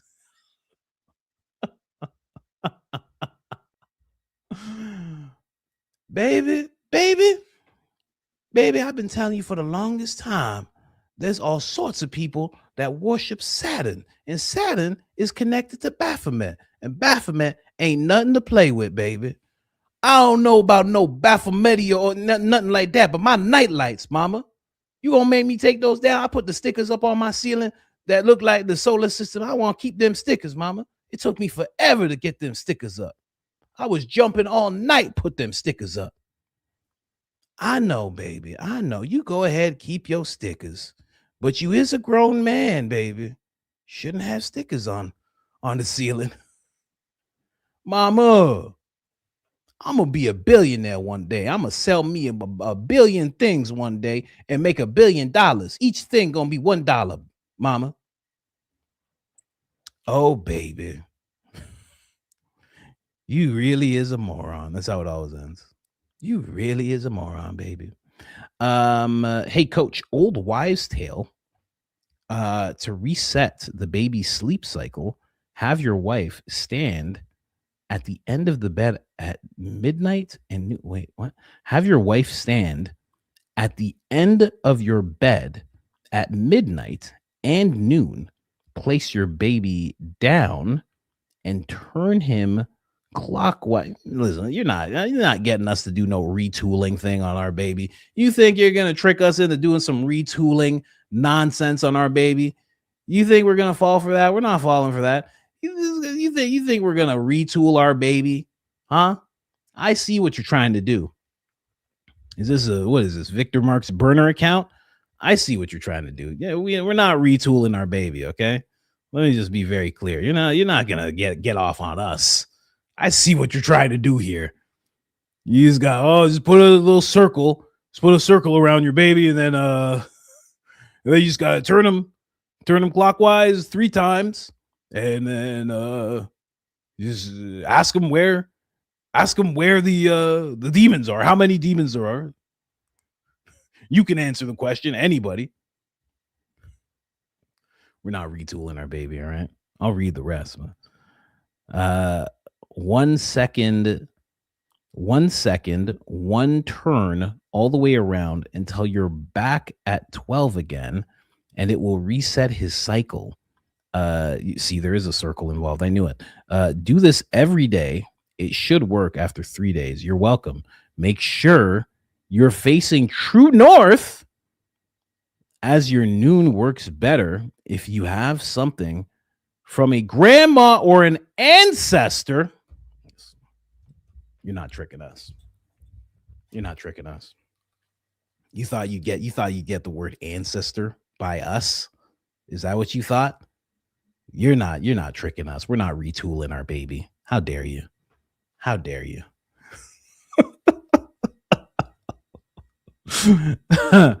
How absolutely dare you think that you're gonna get us to retool this baby? How dare you?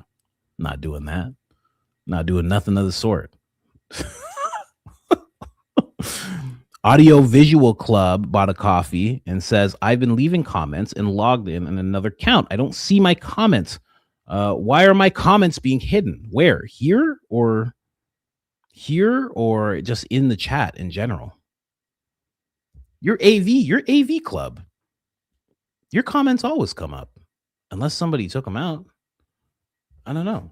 I've always seen you in the chat. Myself, I have no idea. Yeah, I don't know. You're usually in the chat. I always see you in the chat. I saw you in the chat just as early as last week. I have no idea. I don't see you now, so you're definitely you're right. But you have a very distinct name. Aren't you the AV Movement Club or whatever? I don't know. We got to figure that out. I'll ask. Maybe my wife banned you. Maybe she was like, "Nah, get this guy out of here." I don't know. Have to see. Let me just see if anything else came in. No, nothing else. Nothing else. It's so weird that it doesn't pop up on the site like right away. Kind of crazy. Yeah, see, there it is now. Anyway, let's what do we got here? Let's end it off here. Let's end it off here. Let's end it off right. Let's jump over here real quick.